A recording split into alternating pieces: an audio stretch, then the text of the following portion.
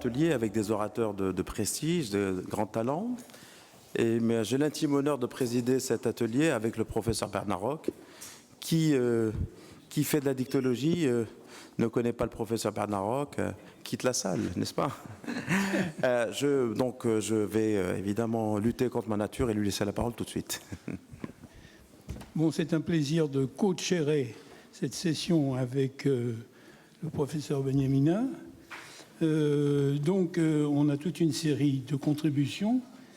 La première est... Je vais finir par la retrouver. C'est Marie Geoffrey. Elle est en face de toi. Ouais. Bon, c'est vrai qu'ils ont fait des économies dans le programme, là. C'est tout collé. C'est Marie Geoffrey Rousside. Voilà, ben, tu vas la présenter parce que je ne vois pas où est le truc. Alors, on va y aller. Allez, c'est Marie Geoffrey Rousside qui va nous parler des représentations, tu vois, sociales. Oui, des représentations sociales des Français ou en politique, non? Ou politique publique. En politique publique et la régulation des usages. Tu n'as pas changé de titre? Divorce. Ça, c'est bien vrai. Voilà. Merci. Je t'en prie, on va te laisser. Viens ici. Merci beaucoup. Tu seras mieux. Oui, c'est tout ça. Tout est prêt. Vous pouvez rester là. Hein. Oui, ben, je vais rester là.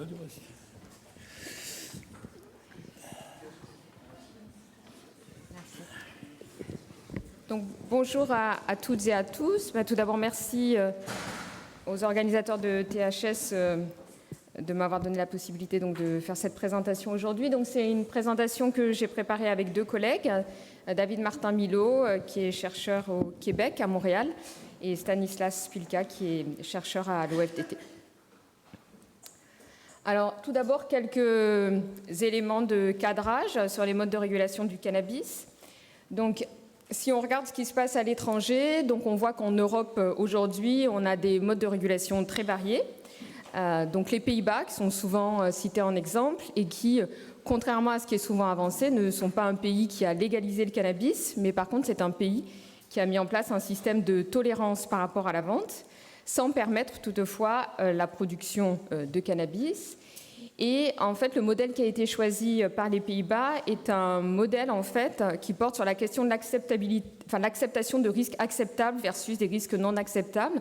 C'est-à-dire que dans les années 70, le gouvernement des Pays-Bas s'est inquiété de l'augmentation de la consommation de différentes drogues dans la jeunesse néerlandaise, et donc ils ont choisi donc de mettre en place une tolérance vis-à-vis de la consommation de cannabis, parce que ce qu'ils appelaient à l'époque les drogues douces, enfin dites douces, étaient perçues comme étant un risque plus acceptable à prendre comparé avec la consommation de tabac et d'alcool versus d'autres drogues comme l'héroïne ou la cocaïne pour lesquelles, pour le gouvernement, le risque n'était pas acceptable. Alors on a un autre exemple en Europe de modèle d'ouverture donc qui existe en Espagne, là où la vente est interdite, mais par contre la production et la consommation sont autorisées, avec par exemple le modèle des Cannabis Social Club, avec une approche bottom-up. Et donc sur ces modes de régulation du cannabis en Europe, je vous invite à consulter l'excellent article donc, qui vient de paraître de Anne Philibert et Franck Zobel, qui est paru récemment au Sociographe, où ils font des études de cas extrêmement intéressantes sur cette question-là. Alors au-delà de ce qui se passe en Europe, comme vous le savez, on va beaucoup en parler dans le cadre de THS, on a également un mouvement vers la légalisation du cannabis qui s'amplifie donc de plus en plus au niveau international. En France, en revanche, donc on a un modèle qui, lui, se caractérise par un modèle qui est toujours centré sur la prohibition pour l'usage dit récréatif de cannabis, avec la loi du 31 décembre 1970, le principe de l'amende forfaitaire délictueuse qui a été mis en place en 2018. Et là, sur cette question-là, je vous invite à lire donc l'article d'Ivana Obradovic et de Virginie Gautron, donc qui est paru dans la revue Délibéré 2018, où donc il y a une analyse très intéressante des différents modes de régulation du cannabis qui permettent d'y voir plus clair et d'aller au-delà de la question des stéréotypes sur ces questions-là. Et puis en France, une décision importante qui a été prise en 2019 par la NSM, c'est l'expérimentation du cannabis à usage médical. Alors maintenant, je vais vous présenter d'abord quelques données de cadrage sur la question des consommations, donc qui sont des données produites par l'OFDT, et ensuite je passerai à la question des représentations sociales.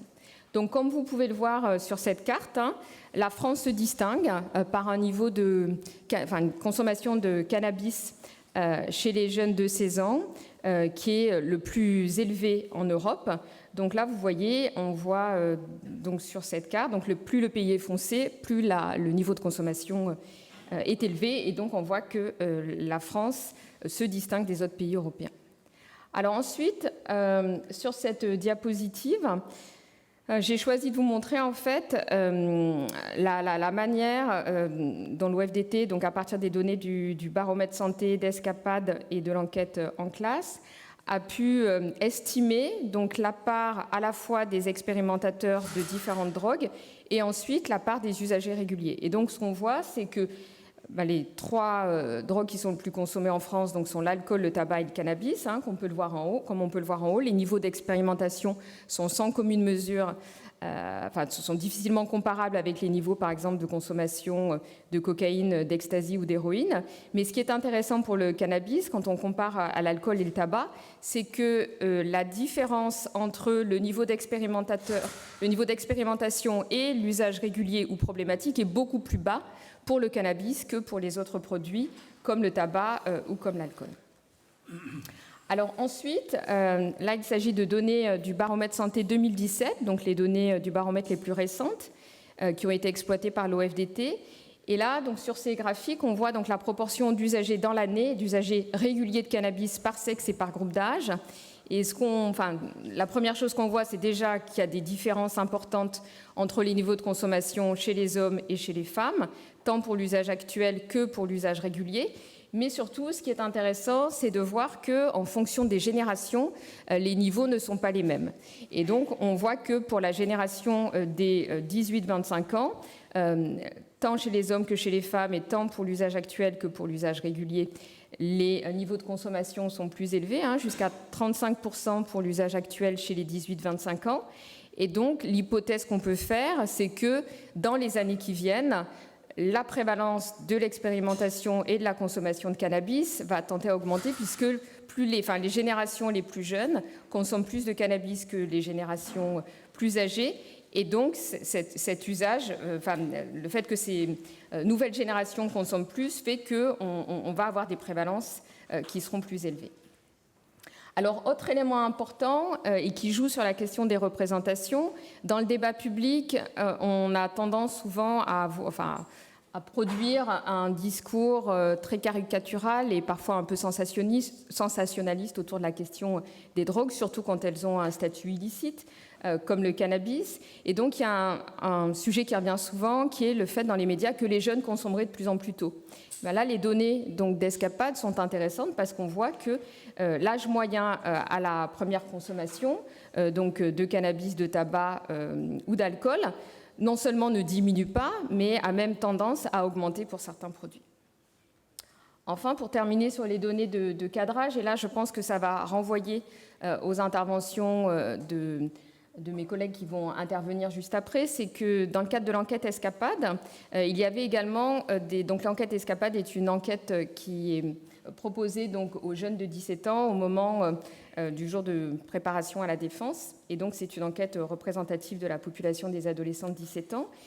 Et donc il y a les commentaires de cette enquête, donc les questions ouvertes qui ont pu être analysées. Et donc ce qui est intéressant, c'est que quand on compare les motifs pour consommer de l'alcool et du cannabis, on voit que pour l'alcool, ce qui ressort le plus souvent, c'est faire la fête et s'amuser ou se défoncer.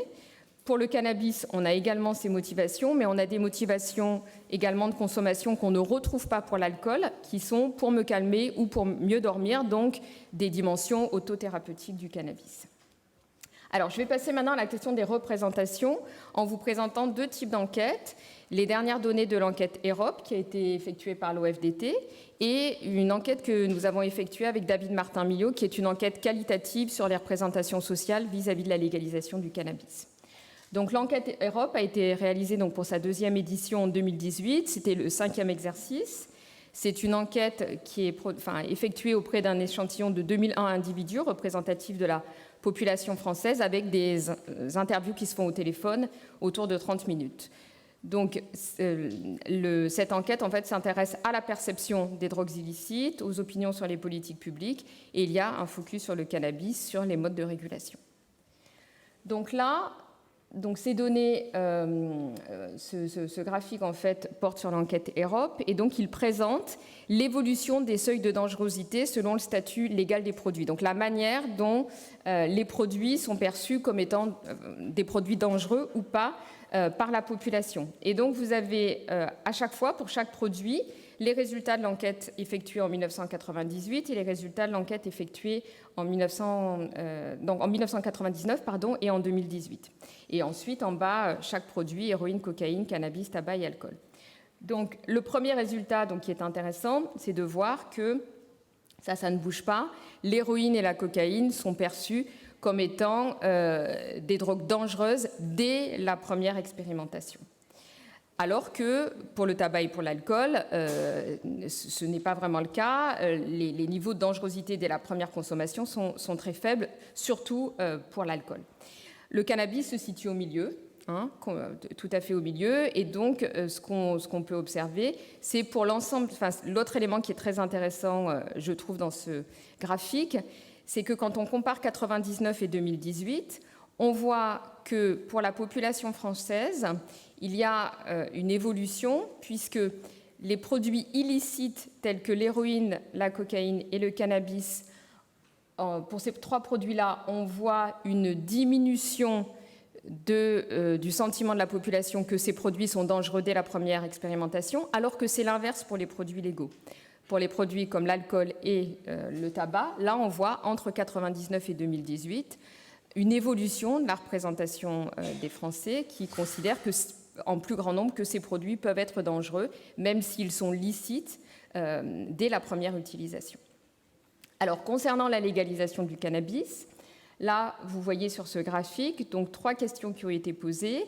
Seriez-vous favorable au cannabis médical? Seriez-vous favorable à la légalisation du cannabis, à l'autoculture ou à la mise en vente libre du cannabis? Donc là, ce qui ressort très fortement sur ce graphique, c'est la quasi-unanimité sur le cannabis médical. Et donc là, on voit que les politiques publiques sont complètement en phase. C'est-à-dire qu'au moment où on a 91% des Français qui déclarent être favorables à la mise en place du cannabis médical, ça correspond effectivement à la décision qui a été mise en place par l'ANSM. Donc là, on a des politiques publiques qui sont en phase avec les représentations. Pour les questions de légalisation, d'autoculture et de mise en vente libre, là, comme vous pouvez le voir, on a des perceptions qui sont plus modérées, et donc avec 45% des Français qui sont favorables à la légalisation du cannabis, 40% à l'autoculture et 38% à la mise en vente libre. Et ce qui est intéressant également, c'est que l'OFDT a distingué les opinions entre les personnes qui sont expérimentatrices, qui consomment du cannabis, qui ont consommé du cannabis, et celles qui n'en ont jamais consommé.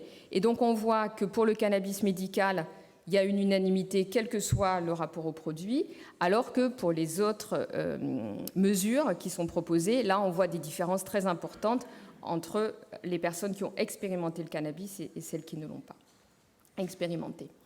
Alors là, sur cette diapositive, est présentée une question qui a été posée à la fois en 2013 et en 2018 pour l'enquête EROP. C'est donc l'opinion des Français sur la vente libre du cannabis. Donc, est-ce que vous seriez favorable à ce que le cannabis puisse être mis en vente libre, comme le tabac ou l'alcool? Donc là, ce qu'on voit entre 2013 et 2018, c'est que la part de ceux qui ne sont pas du tout d'accord a diminué, puisqu'on avait 57% des Français qui n'étaient pas du tout d'accord à la mise en vente libre du cannabis comme le tabac et l'alcool en 2013 versus 40% en 2018. On retrouve également cette même idée sur la structure des opinions sur l'usage du cannabis à partir de l'enquête 2018. Donc là, c'est une analyse factorielle qui a été effectuée par les statisticiens de l'OFDT.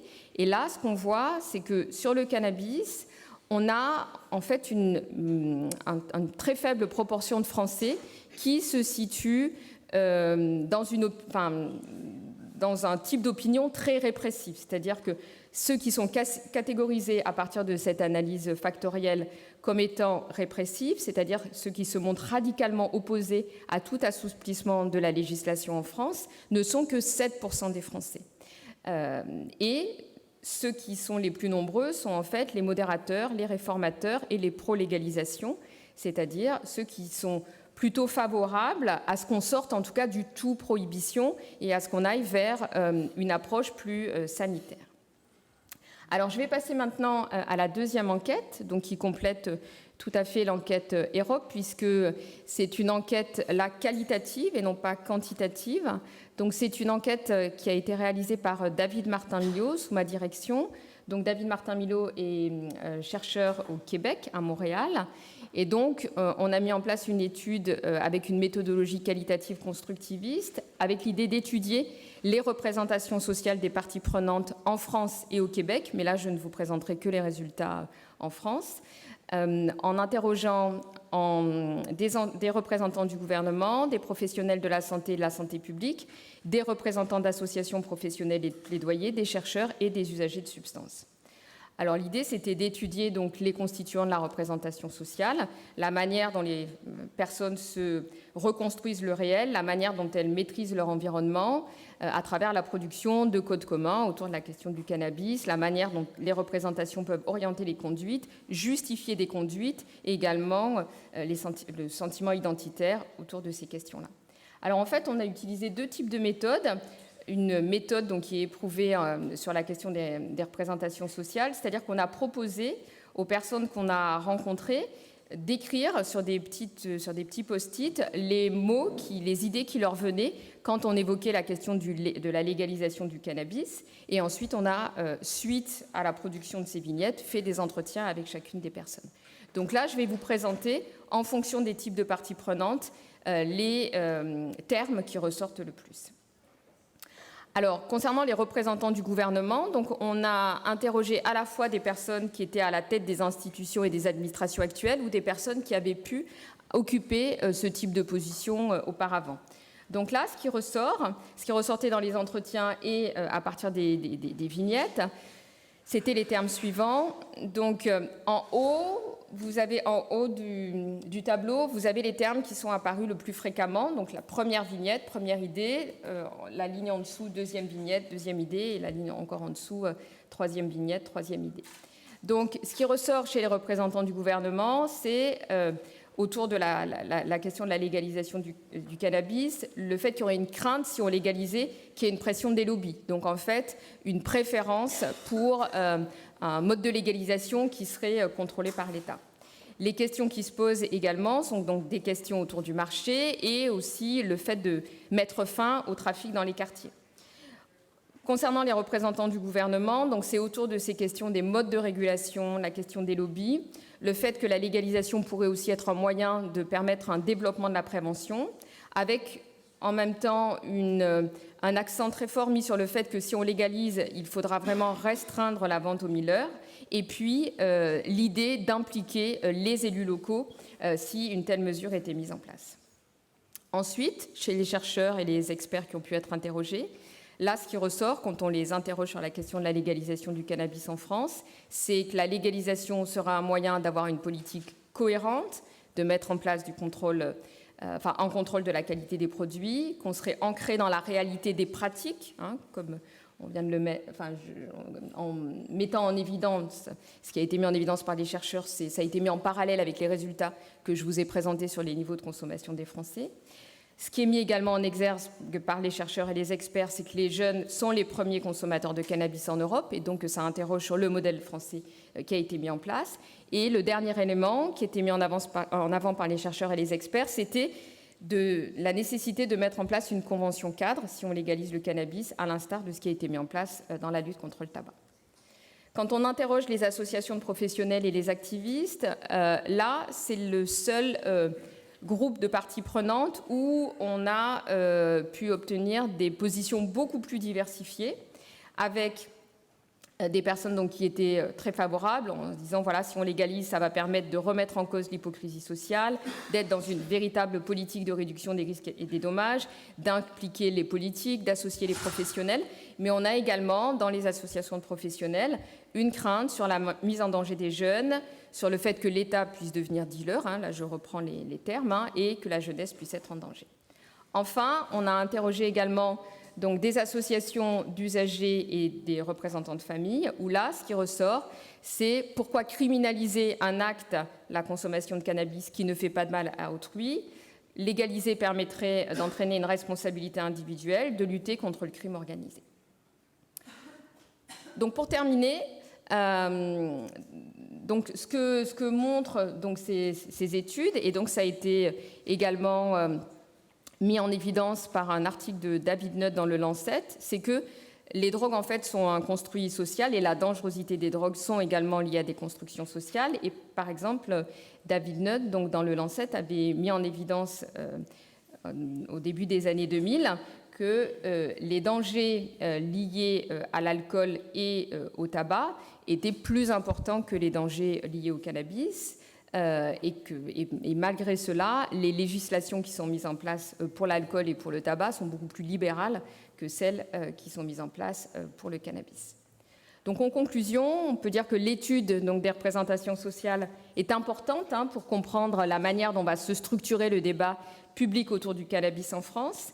L'enquête Europe, comme on a pu le voir, met en évidence une adhésion très importante, quasi-unanimité vis-à-vis du cannabis médical et une augmentation de l'adhésion à des modèles autres que les modèles prohibitionnistes, sans que cette opinion ne soit majoritaire et sans que les Français ne sachent vraiment quel modèle va pouvoir être mis en place.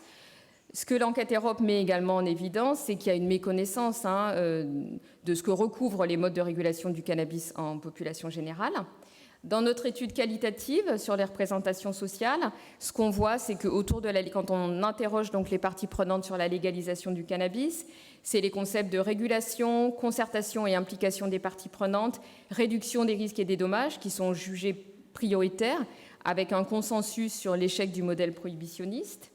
En revanche, encore une fois, dans notre étude qualitative, il n'y a pas de consensus parmi les parties prenantes sur le modèle de régulation idéal du cannabis, avec une crainte importante, là qui est très largement partagée dans l'étude qualitative, sur la prise de pouvoir que pourraient avoir les lobbies si on mettait en place une légalisation du cannabis en France. Ce qui ressort en tout cas de l'ensemble de ces enquêtes, c'est qu'un débat sociétal serait important à mettre en place en France, avec la nécessité d'impliquer l'ensemble des parties prenantes sur cette question. Je vous remercie.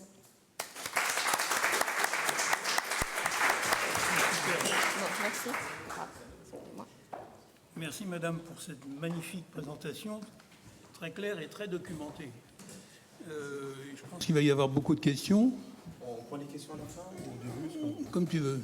Tu veux qu'elle réponde tout de suite? C'est qu'on les prend à la fin, ça permet à tout le monde de... Très bien. Ça vous va?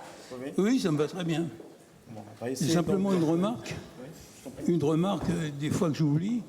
Je pense que ce que vous avez dit à propos des chercheurs, c'est bien. Ça serait bien d'écouter de temps en temps les chercheurs. C'est pas M. Benyamina qui va me dire le contraire. Non, sûrement pas. Bon, c'est ce qu'on va faire avec Nicolas Authier, du coup. Je te laisse te présenter. Tu te mets là? Très bien. Vas-y, elle est où? Alors, le titre de Nicolas, c'est le cannabis à usage médical. D'accord, oui.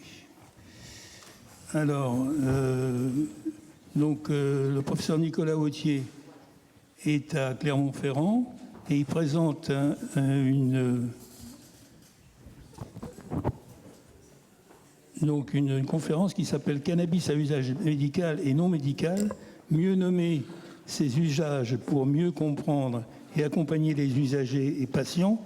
Ça me rappelle des réflexions faites par un certain journaliste que je connais bien et qui connaît aussi très bien. Merci. Thank you. Je pense, mais comme la question est de plus en plus prégnante en France et que les choses évoluent, que le sujet, en tout cas, est de plus en plus traité, que la question du cannabis sur un versant médicaments se pose de plus en plus. Je pense que c'était intéressant d'échanger avec vous sur cette question en fait de la... Alors c'est pas une classification, parce que les psychiatres on aime bien tout classer nous, mais ça marche jamais quand on classe, mais on essaye. Mais afin de savoir un peu de quoi on parle, parce que probablement que ce dont on parle dans le langage courant, et pas uniquement courant, parfois dans le langage officiel, concernant le cannabis, n'est pas forcément en lien avec la réalité des usages, et notamment la finalité des usages. Alors j'ai fait une diapo, voilà, c'est le service minimum. Et je vais parler sur cette diapo, c'est suffisant, puisque ça reprend une sorte de proposition de classement que certains connaissent, et que je soumettrai à votre critique, bien entendu. Je voulais commencer par dire qu'il semble important actuellement de sortir de la classification binaire et caricaturale selon laquelle l'usage de cannabis serait soit récréatif, soit médical. Mais ce sont pourtant les deux termes les plus utilisés pour caractériser les usages, y compris en France. L'usage même du mot récréatif, d'ailleurs, qui est très utilisé par les autorités sanitaires, judiciaires, par les professionnels de santé, par les journalistes, par les politiques, va même probablement à l'encontre même de la politique de répression mise en œuvre par les autorités sur une substance illégale, en lui donnant un caractère particulièrement incitatif. Si vous parlez d'une substance récréative à un adolescent, il va plutôt vous regarder avec un intérêt particulier. Il ne va pas partir en courant, hein, il me semble. C'est probablement plus incitatif de parler de cannabis récréatif que de parler de cannabis médical. Mais on peut en discuter. Cette description simplifiée permet de répondre certes plus facilement à de la réglementation, à des autorisations, mais elle ne permet sûrement pas, d'un point de vue de la santé publique, d'accompagner de façon satisfaisante les différents usagers de cannabis, quelle que soit la finalité de ces usages. Il y a une grande partie des usagers qui échappent à ce classement binaire, récréatif ou médical. Il y a d'autres types d'usages qui sont réalisés, qui sont peut-être même plus fréquents, enfin en tout cas plus problématiques que le seul usage récréatif au premier sens du terme. Alors si on commence par la première catégorie d'usage, que j'ai appelée usage non médical, par opposition à l'usage médical, je suis parti de ce qui, pour moi, médecin, est assez clair. L'usage médical, je vois à peu près ce que ça représente. Je vois ce qu'on peut mettre derrière en termes de supervision médicale, de prescription, de qualité de produit, d'indication. Ça, c'est assez clair. Je terminerai là-dessus. Et donc, à partir de là, en miroir, je me suis dit, mais qu'est-ce que serait un usage non médical du cannabis? Et là, j'ai identifié, c'est pas exhaustif, ça n'a pas vocation à être la vérité, mais plutôt à vous faire réagir, 4 catégories dans cet usage non médical. Une première catégorie qui est un usage non médical probablement parmi le plus fréquent en termes de nombre d'usagers, pas forcément en termes de régularité, mais en termes de nombre d'usagers, des usagers jeunes, à la recherche d'un effet psychoactif, de l'effet psychoactif du cannabis, cet effet euphorisant, empathogène ou entactogène qui favorise le contact, d'aller vers l'autre. Donc c'est un usage qui a plutôt lieu dans des contextes de groupe et qui favorise aussi l'interaction sociale, qu'on pourrait comparer d'ailleurs à l'usage d'autres substances, elles tout à fait légales en France, comme l'alcool par exemple. Et dans cette consommation conviviale et sociale, alors j'ai mis festif et social, je n'ai pas mis récréatif parce que je voulais balayer ce terme de récréatif volontairement. Festif est assez proche, mais il y a une dimension sociale dans cet usage quand même, et pas uniquement festive. L'effet recherché, c'est plutôt l'effet euphorie. C'est une consommation entre amis, entre copains, ça dépend de l'âge qu'on a. On n'est généralement jamais seul, c'est pas régulier, c'est le week-end, c'est pour les fêtes, pendant les vacances. Normalement, ça n'impacte pas réellement la vie scolaire ou la vie professionnelle. Les activités sportives, les loisirs, le culturel, social sont maintenus dans cet usage-là. En revanche, lorsque cet usage devient plus solitaire, ou s'il l'est dès le départ d'ailleurs, avec plus aucune interaction sociale associée à cet usage, on peut difficilement, je pense, le considérer comme récréatif. Pourtant, c'est le cas actuellement. Et s'il n'est pas récréatif, alors comment peut-on le caractériser ? On va voir par la suite ce que l'on peut proposer. Et une grande partie des usagers que l'on rencontre d'ailleurs en médecine, dans nos consultations, qui ne viennent pas forcément nous voir pour ça d'ailleurs, quand on leur pose la question au passage du cannabis, alors à quoi ça vous sert ? Pourquoi vous en prenez ? J'ai rarement vu quelqu'un me dire qu'il en prenait de façon récréative, il n'utilise pas ce terme-là. Et j'en vois beaucoup qui ne me parlent pas du tout d'usage festif, ni social d'ailleurs. Ils ont un usage qui d'ailleurs n'est pas totalement en pleine conscience de pourquoi ils l'utilisent. Et c'est là où c'est intéressant de creuser, parce que finalement quand on creuse, on voit qu'il y a d'autres types d'usages bien loin de la dimension récréative, mais qui ont un sens, qui ont une finalité qu'on peut discuter. Alors le premier, il n'y a pas d'ordre, il n'y a pas d'ordre hiérarchique, mais le premier qui m'était venu, c'était l'habitude. C'est pas facile à définir ça. Peut-être Georges pourra reprendre là-dessus, il a travaillé un peu sur ces notions-là. Mais quand on a un usage dont on ne perd pas forcément le contrôle, qui a une dimension certes assez régulière, mais où en fait c'est une sorte d'aptitude à accomplir avec facilité, sans effort particulier d'attention, une action de consommer du cannabis. C'est une action qui a été acquise par une pratique fréquente. On retrouve ça dans de nombreux usages de substances. On retrouve ça avec l'alcool, par exemple, aussi. Des patients, pardon, c'est un lapsus, des usagers, qui ne sont pas forcément des patients, justement, qui prennent l'habitude d'en consommer à un moment précis de la journée, le soir pour s'endormir, en rentrant du travail, à 6h, 7h du soir, comme certains vont boire un verre d'alcool. C'est une habitude, ils le font tous les jours, sans trop se poser la question pourquoi ils le font. Ils pourraient peut-être arrêter, ils n'ont pas essayé d'ailleurs, souvent ils n'ont pas essayé parce qu'il n'y a pas de problème, ils ne ressentent pas de problème particulier. Il n'y a clairement rien de très récréatif dans cet usage-là. Peut-être que cet usage-là se rapproche de la deuxième catégorie, puisque les différentes catégories que je vais évoquer ne sont pas si imperméables les unes aux autres. Et peut-être que cet usage-là se rapproche vers l'usage plutôt bien-être du cannabis, où là on est plutôt dans un usage qui serait, on va dire, en pleine conscience de la finalité recherchée, alors que dans l'habitude, on ne se pose pas la question. C'est une habitude, parmi tant d'autres. Alors ce troisième usage non médical qui est le bien-être, vous en avez beaucoup entendu parler depuis 2-3 ans, on en parle beaucoup dans tous les médias. Il n'y a pas une semaine où il n'y a pas du cannabis bien-être, en première, en deuxième, en dernière page. C'est intéressant comme notion, mais on se garde souvent bien de définir ce que ça veut dire. Malheureusement, parce qu'on peut donner du sens à ça aussi, mais je pense que si on veut arriver à aboutir à ce type d'approche, il va falloir quand même réussir à la définir. Donc de quel bien-être on parle ? Parce que le seul bien-être que nous on connaît du côté médical, en tout cas, c'est celui qui est défini par l'OMS. C'est celui qui est défini pour caractériser la santé d'une personne.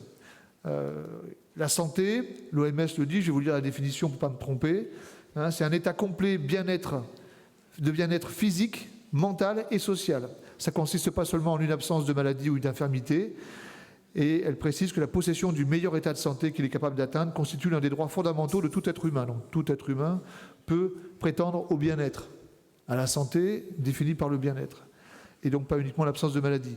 La même OMS définit la santé mentale comme un état de bien-être qui permet à chacun de réaliser son potentiel, de faire face aux difficultés normales de la vie, de travailler avec succès, de manière productive et d'être en mesure d'apporter une contribution à la communauté.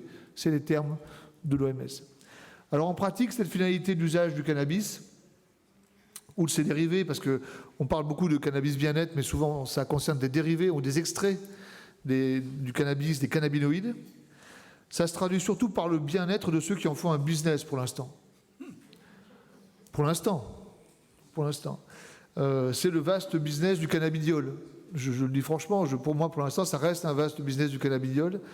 Je ne dis pas que ça ne peut pas avoir d'intérêt, mais pour l'instant, compte tenu de ce qui est proposé, de la qualité de ce qui est proposé, de la manière dont c'est proposé, des personnes à qui c'est proposé, je pense que pour l'instant, on est dans une dimension très économique.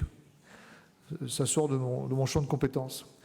Et notamment avec le cannabidiol, qui est une substance psychoactive. Le cannabidiol est une substance psychoactive, mais qui aurait un très faible potentiel addictogène.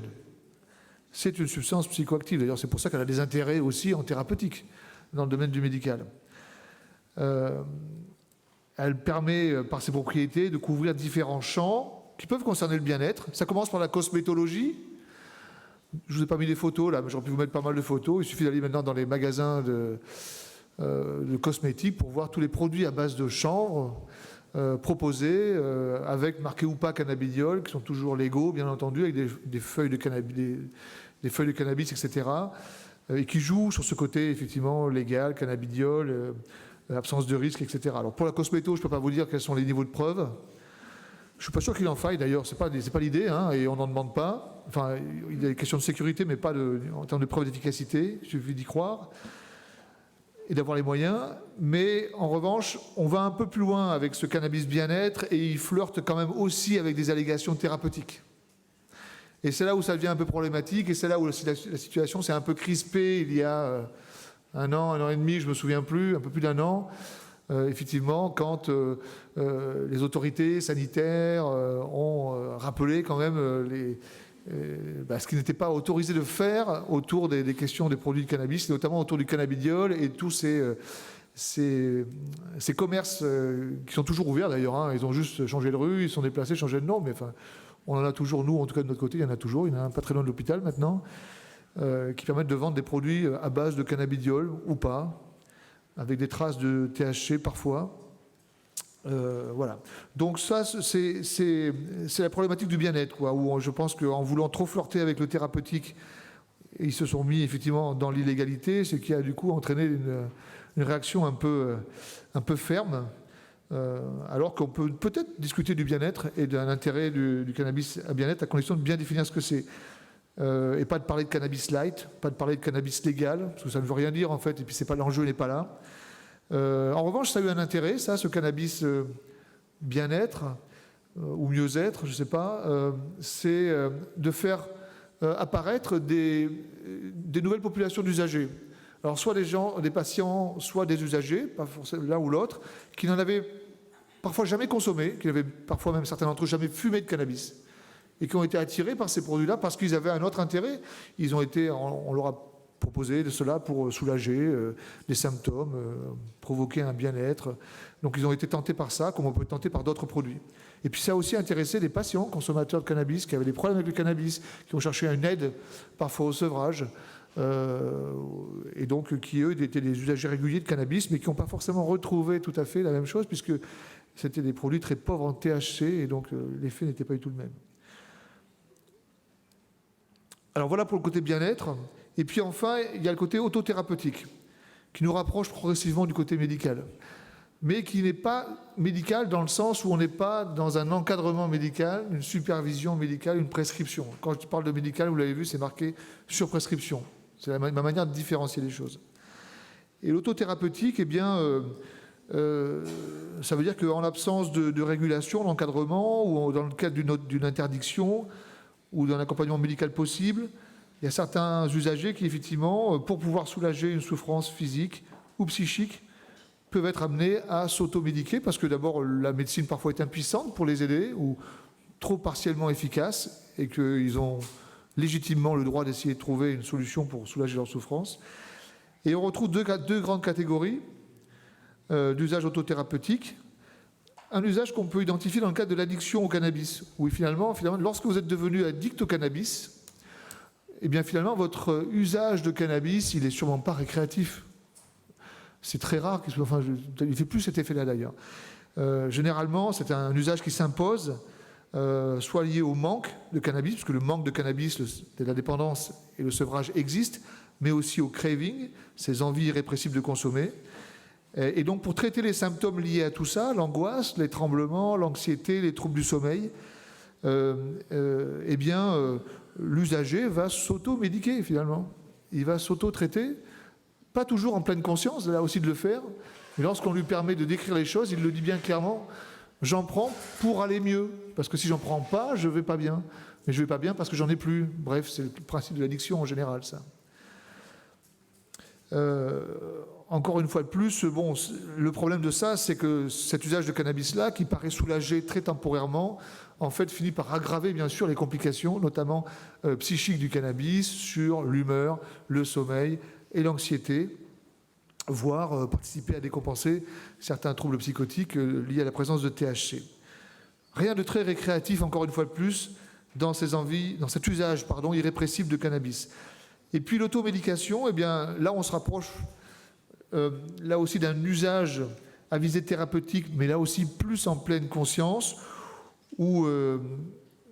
qui peut commencer, par exemple, dans le cadre de problématiques adolescentes. C'est là où il arrive le plus tôt, généralement, chez les adolescents qui sont en recherche de sensations, certes, mais aussi, pour certains d'entre eux, d'une anxiolyse importante, voire d'une anesthésie de la pensée, et qui trouvent le cannabis, certains trouvent l'alcool aussi, comme un remède face à ces symptômes dépressifs, à ces symptômes anxieux. Cet effet anxiolytique du produit qui est recherché par ces adolescents, c'est une consommation qui est plutôt d'ailleurs solitaire, qui est relativement régulière, parce que généralement il y a une souffrance quotidienne, et donc on ne peut pas associer ça à une consommation occasionnelle. Généralement, c'est associé aussi à des conséquences importantes sur la vie scolaire de l'adolescent, la vie sociale, à un isolement important. Et parfois, il peut masquer des troubles graves, cet usage, en automédication, et notamment des troubles graves de la personnalité, voire l'installation, la mise en place d'un trouble, comme un trouble psychotique, une schizophrénie, un trouble bipolaire ou un trouble anxieux. Ça, c'est la première partie de l'automédication. Et puis la deuxième partie de l'automédication, encore plus en pleine conscience, c'est celle qui nous amène à la prescription médicale. C'est-à-dire qu'actuellement, alors ça ne marche qu'en France, ça marche surtout en France, parce qu'en France, ce n'est pas autorisé.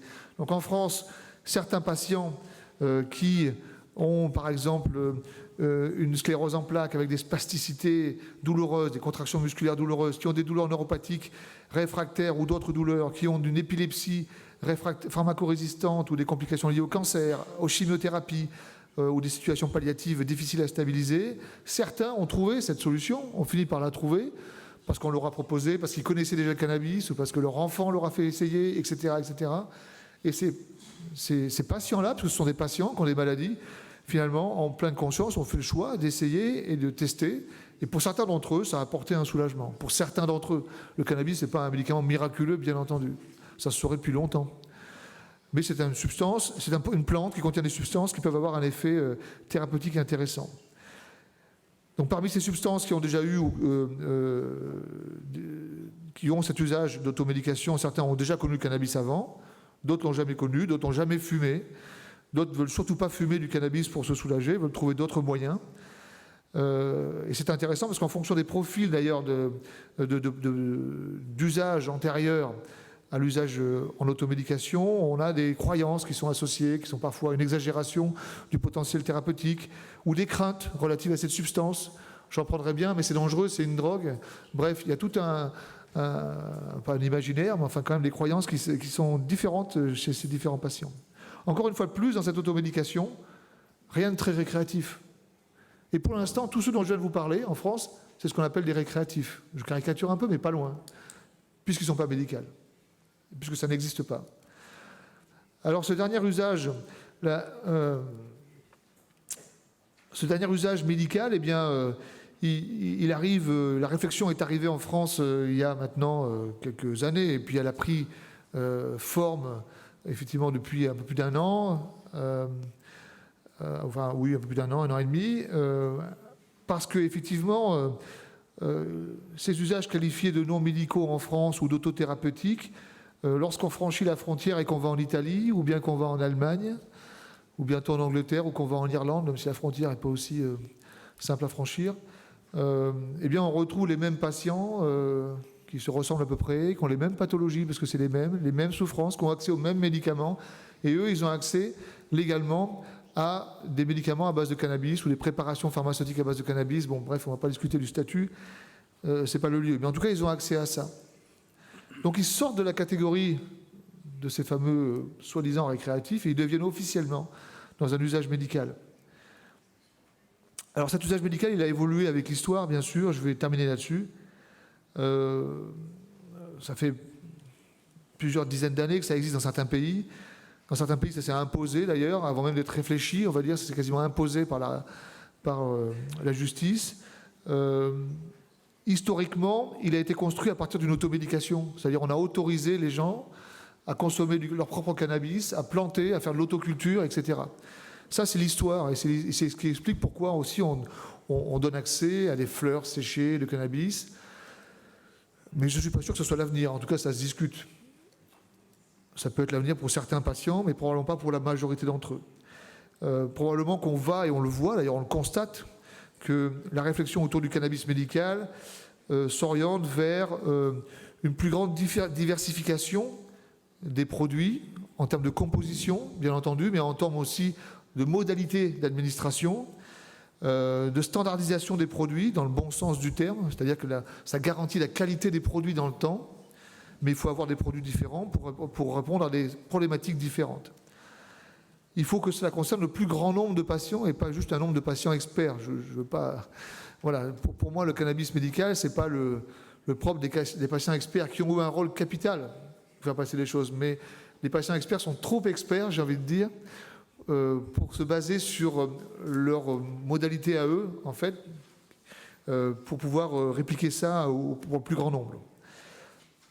Alors, des médicaments commencent déjà à arriver avec des AMM, on en a déjà parlé dans d'autres sessions. En France, il y a 2 AMM, il y a une AMM européenne et une AMM française, enfin il y a 2 AMM, oui, européennes, pour les Sativex et pour l'Epidiolex. Bon, ces 2 médicaments, il n'y en a qu'un seul des 2 qui est disponible, mais ce sont des médicaments à partir d'extraits de cannabis. Donc il n'y a pas de raison qu'il ne puisse pas y avoir d'autres médicaments, bien entendu, ou d'autres possibilités d'accéder, en respectant la réglementation, à d'autres préparations à base de cannabis.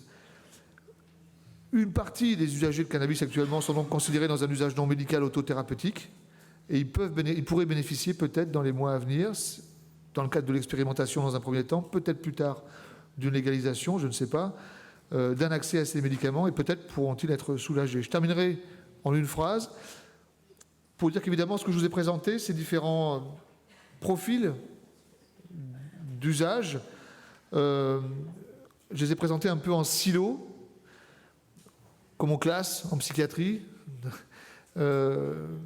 mais en réalité c'était plutôt à visée didactique, mais il faut pondérer cela parce que il y a des passerelles et que je vous l'ai dit, c'est pas imperméable et qu'on peut aussi avoir un usage festif d'un côté, puis bifurquer sur un usage autothérapeutique, en tout cas pour la France, puisque le médical pour l'instant n'est pas instauré. On peut avoir une habitude et puis basculer ensuite en pleine conscience vers un usage bien-être. Tout est envisageable, bien entendu. Donc il faudra probablement pondérer cette classification. Je vous remercie.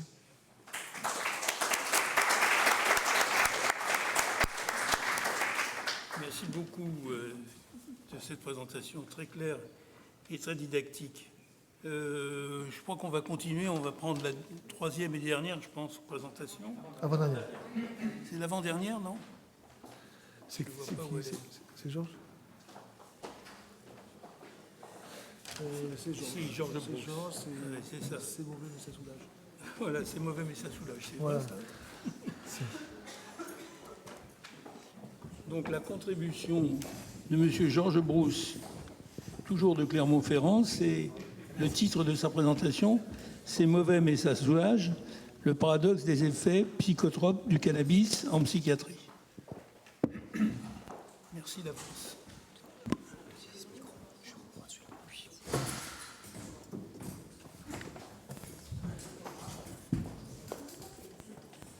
Merci. Merci, Monsieur le Président. Je voudrais tout d'abord remercier les organisateurs du congrès, en particulier Jean-Pierre, pour nous avoir permis de présenter cette session. Je remercie également nos 2 chairman pour cette présentation sur le cannabis. Alors, pas certain qu'après mon propos, vous y voyez plus clair. Enfin, finalement, je vais rejoindre Shakespeare qui disait que nous sommes faits de l'étoffe des songes, donc nous resterons peut-être dans les limbes.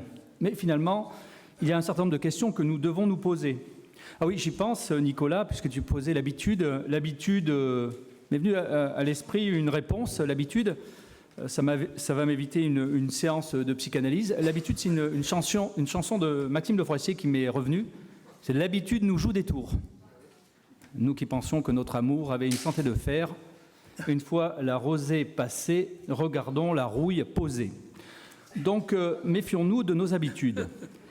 C'était un aparté, puisque je vais parler quand même aussi des habitudes de nos patients et de la question de la consommation de cannabis dans les populations de patients souffrant de pathologies mentales.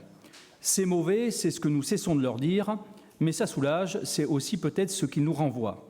Et donc, regardons en double, si je puis dire, en miroir, les questions et les réponses que peuvent se donner à la fois les patients et les soignants. Bon, pour commencer, ça a été dit, je ne vais pas m'appesantir là-dessus, mais pourtant c'est une question extrêmement importante sur l'usage problématique du cannabis dans le monde et en Europe. Il y a un certain nombre de sujets qui sont consommateurs de cette substance et cette consommation augmente. Elle touche en particulier les populations jeunes, mais comme l'a très bien expliqué Marie, c'est que cette population jeune va vieillir, donc on peut s'attendre à ce que cette consommation également se répercute sur une population plus âgée, avec des consommateurs dans l'année de 38% chez les jeunes de 17 ans. Et ce qui est important également, c'est qu'on a à la fois des utilisateurs à faible risque et des utilisateurs à haut risque d'abus et de dépendance, qui ne font pas forcément la différence. C'est qu'on notait en 2012 que le cannabis était perçu comme dangereux pour 15% des usagers seulement. C'est-à-dire que non seulement il y a un usage qui pourrait être à visée de bien-être ou récréatif, mais les utilisateurs, et c'est là évidemment que nous devons peser nos interventions de prévention, ont peut-être pas une représentation tout à fait, on va dire, bien située des risques encourus liés à cet usage ou au passage vers l'abus ou la dépendance. Rapporté à la population globale, ça fait 2% des 15-64 ans qui présenteraient donc ce risque élevé d'usage problématique de cannabis. Donc, notre population importante, évidemment, vous le savez, en population clinique, c'est-à-dire en population souffrant de pathologies mentales, l'usage de cannabis est extrêmement fréquent. Il est extrêmement fréquent chez nos patients, les patients souffrant de schizophrénie, par exemple. Je vais y revenir. Mais il faudra aussi dire que ce n'est pas la seule substance consommée. Et chez nos patients, si on regarde les consommations de substances, qu'elles concernent les consommations d'opiacés, d'héroïne, de cocaïne, de cannabis ou d'alcool, les populations cliniques souffrant de pathologies mentales, comme c'est montré ici dans cette étude de Chiapelli en 2018, eh bien, on retrouve parmi les patients souffrant de troubles bipolaires ou d'autres pathologies mentales, comme la schizophrénie ou la dépression, sont évidemment touchés ou sont des consommateurs de cannabis, mais également d'alcool. Ça a été dit, c'est la première consommation de substances, il ne faut pas l'oublier. Et il y a d'autres substances qui arrivent de plus en plus, et de plus qu'elles sont, on va dire, présentes sur les marchés. Alors ça a été largement évoqué par Nicolas Authier. Je pense qu'il faut évidemment avoir ça dans un coin de la tête, et vous l'avez tous, prenez en charge des patients souffrant de pathologies mentales, cette question de l'autosoulagement, en tout cas de ces consommations à visée d'apaisement chez nos patients, tant et si bien qu'il est assez difficile d'avoir un discours sur la nocivité d'un usage, tout simplement, chez des patients qui, dans cet usage, trouvent finalement quelque chose qui a à voir avec un apaisement des symptômes comme l'angoisse, par exemple, assez fréquemment, ou l'apaisement des troubles du sommeil. Le cannabis a été utilisé depuis longtemps dans la pharmacopée et on retrouve des écrits anciens, alors les textes égyptiens notamment, montrent que le cannabis était utilisé à visée médicale, pas forcément à visée psychiatrique. Bon, après, évidemment, vous concéderez l'idée qu'à l'époque, les troubles psychiatriques n'étaient pas forcément aussi bien catégorisés, justement, qu'ils ne le sont aujourd'hui. On pouvait trouver peut-être des utilisations du cannabis dans des traitements de phobie comme l'hydrophobie, mais c'était plutôt évidemment à visée de traitement de troubles somatiques avec des composantes probablement psychosomatiques. Alors, ça a été dit, et j'en profite ici pour remercier et saluer le président du comité scientifique spécialisé temporaire qui a mené les débats sur cette question du cannabis à visée thérapeutique en France, et donc à la fois sur les savoirs expérientiels, donc ils sont importants, des patients, et évidemment les données des experts et les revues de la littérature. Un certain nombre d'indications ont été posées pour le cannabis à visée médicale. J'ai eu l'honneur et la chance de faire partie de ce comité scientifique et je ne cessais de rappeler et de positionner le questionnement lors des débats sur la possibilité de faire évoluer un jour l'utilisation du cannabis à visée thérapeutique pour les populations cliniques souffrant de pathologies mentales. tant il est important de ne pas oublier ces patients qui le sont, on le sait, trop souvent, oublier des essais thérapeutiques, oublier de la recherche. Et donc, il est important de pouvoir réfléchir sur l'utilisation du cannabis à visée thérapeutique.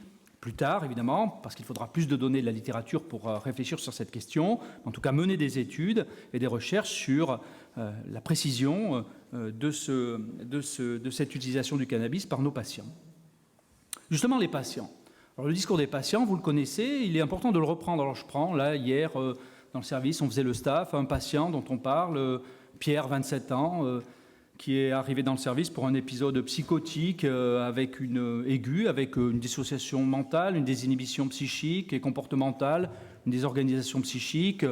Difficile à dire si on est dans une désorganisation ayant à voir avec un état psychotique aigu, un trouble, une bouffée d'air aiguë, on aurait pu dire auparavant, épisode psychotique bref et transitoire, une manie, hypomanie.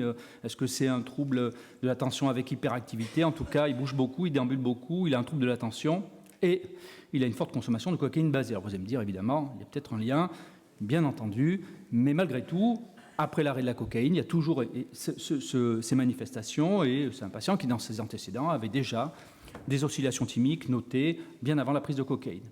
Lorsqu'il est hospitalisé, il arrête la cocaïne, il accepte le traitement neuroleptique atypique qui l'apaise par olanzapine et il poursuit dans le service le cannabis à visée d'autosoulagement. Alors non pas que nous prescrivions du cannabis thérapeutique, nous sommes extrêmement en pointe à Clermont-Ferrand, comme on en a discuté avec Nicolas Autier, mais les patients eux-mêmes consomment du cannabis évidemment. Mais ce qui est notable dans le bilan de parcours de ce patient, c'est qu'il dit je mets à distance la cocaïne, je me réinsère, je trouve là c'est son projet social qui est inscrit à droite. Je vais retrouver du travail, mais surtout, je vais continuer à faible dose la prise de cannabis parce que finalement, ça soulage mes angoisses. Et donc, la question qui se pose pour nous en tant que soignants, c'est comment aborder avec les patients les risques et les bénéfices possibles de cette utilisation de cannabis. Peut-être, évidemment, regarder du côté de la littérature. Du savoir expérientiel, ou en tout cas des témoignages de patients, on en a non seulement dans nos services, mais on en a également, l'industrie pharmaceutique en propose. Et si vous allez sur des sites, alors pas en France, mais il y a évidemment un certain nombre d'entreprises pharmaceutiques qui commercialisent des traitements à base de cannabis, que ce soit du cannabidiol ou du THC. Et vous avez des témoignages de patients qui sont plutôt sur les pages de ces entreprises. Là, j'en ai trouvé une par hasard, si je puis dire. Vous avez des témoignages sur l'efficacité dans le traitement de la douleur, mais également dans le traitement des troubles anxieux ou dans la réduction de la consommation d'opioïdes chez ces patients. Le discours des patients est évidemment très important, et donc il va falloir mettre en perspective à la fois la connaissance que nous avons des effets du cannabis et positifs et négatifs pour discuter avec nos patients de l'autorégulation de la prise de cette substance. Bon, cannabis et pathologie mentale, on peut se dire que depuis longtemps, finalement, on connaît la question. C'est un qui induit l'autre, peut-être ou pas, la question se pose. Et aux États-Unis, où, vous le savez, dans un certain nombre d'États, le cannabis sur prescription est disponible, et pas que sur prescription. Il y a des études récentes qui ont essayé de mettre en évidence, en perspective, la relation entre la consommation de cannabis et l'évolution de la prévalence des pathologies mentales. Et ici, dans cette étude publiée récemment, ils ont regardé les adultes âgés de 18 ans entre 2008 et 2016 pour regarder leur consommation de drogue sur un large échantillon, comme vous pouvez le voir. Et on voit que la consommation quotidienne de cannabis dans cette population est plus fréquente chez les individus avec des désordres psychiques. Encore une fois, ce sont des patients qui sont plus consommateurs, mais il y a aussi une consommation chez les patients sans désordre psychique. Et ce qu'on constate dans cette étude, sans qu'on puisse dire s'il y a une relation causale entre pathologie mentale et consommation de cannabis, c'est que, à la fois, comme vous le voyez sur ce graphique ici, je ne sais pas si on voit la souris, le pointeur. On voit une poule, oui. Ben, regardez bien là, à côté de la poule, pardon. Voilà. On ne voit pas mon pointeur. Peu importe. Vous voyez bien ce graphique et vous voyez une courbe évoluer progressivement avec une consommation de cannabis qui augmente progressivement parmi les patients souffrant de troubles mentaux. Mais de la même manière, on a une augmentation dans la population générale. Donc on a une augmentation globale des consommateurs de cannabis, une augmentation au sein des patients souffrant de pathologie mentale, sans qu'on puisse aller plus loin, c'est un indicateur. Alors, en ce qui concerne les données sur la santé mentale, commençons par là, celles qu'on connaissait, moi, ce qu'on m'a appris quand j'étais interne, si je puis dire, un petit peu après, c'est les effets du cannabis sur la santé mentale, et c'est le lien entre cannabis et schizophrénie et troubles psychotiques. La consommation de cannabis a été montrée d'une étude, des premières données, Andreasson en 87, vous connaissez cette étude, qui montre qu'il y a une relation, en tout cas on peut voir qu'il y a une relation dose-effet, une corrélation, est-ce que c'est un lien, en tout cas une association, on va dire, entre la quantité consommée de cannabis et le risque de présenter des symptômes psychotiques dans cette population et de développer une schizophrénie. La précocité et la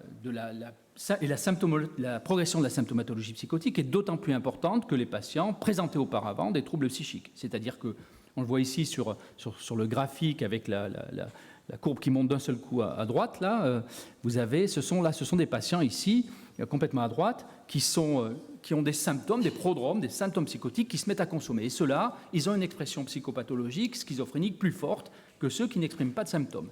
Donc l'expression psychopathologique d'une schizophrénie chez des consommateurs de cannabis est d'autant plus importante qu'il y avait des prodromes préexistants. Le plus entraîne le plus, si je puis dire, et c'est une notion qu'on doit évidemment avoir en tête. Et puis par ailleurs, évidemment, la consommation de cannabis est à l'origine d'une augmentation du nombre d'hospitalisations, et les patients consommateurs de cannabis et souffrant de schizophrénie sont beaucoup plus souvent hospitalisés que les patients non consommateurs de cannabis et souffrant de schizophrénie. Donc le cannabis a une incidence sur l'évolution de la pathologie mentale, et des articles très récents aussi font l'état des lieux sur la difficulté d'efficacité des traitements antipsychotiques chez les patients souffrant de schizophrénie, fumeurs de cannabis. En dehors de la schizophrénie, d'autres pathologies mentales sont également, on va dire, corrélées, associées à la prise de cannabis. Et on a notamment des données sur les troubles anxieux. Et dans une cohorte qui est une cohorte qui est la cohorte du NESARC, Feingold et collaborateurs ont mis en évidence un lien entre une forte consommation de cannabis et des troubles anxieux. C'est-à-dire que les patients qui seraient des forts consommateurs de cannabis auraient plus souvent des troubles anxieux. Ceci dit, si on regarde de façon plus fine et en ajustant, en regardant les variables qui pourraient être associées à cette consommation de cannabis, eh bien ce lien disparaît, c'est-à-dire cette corrélation disparaît. C'est-à-dire que c'est pas si évident que ça que les consommateurs de cannabis soient plus fortement et plus fortement des manifestations ou des troubles anxieux que les non-consommateurs. En ce qui concerne l'association cannabis et dépression, c'est peut-être là qu'il faudra regarder de façon plus précise un lien possible entre cannabis et modifications thymiques.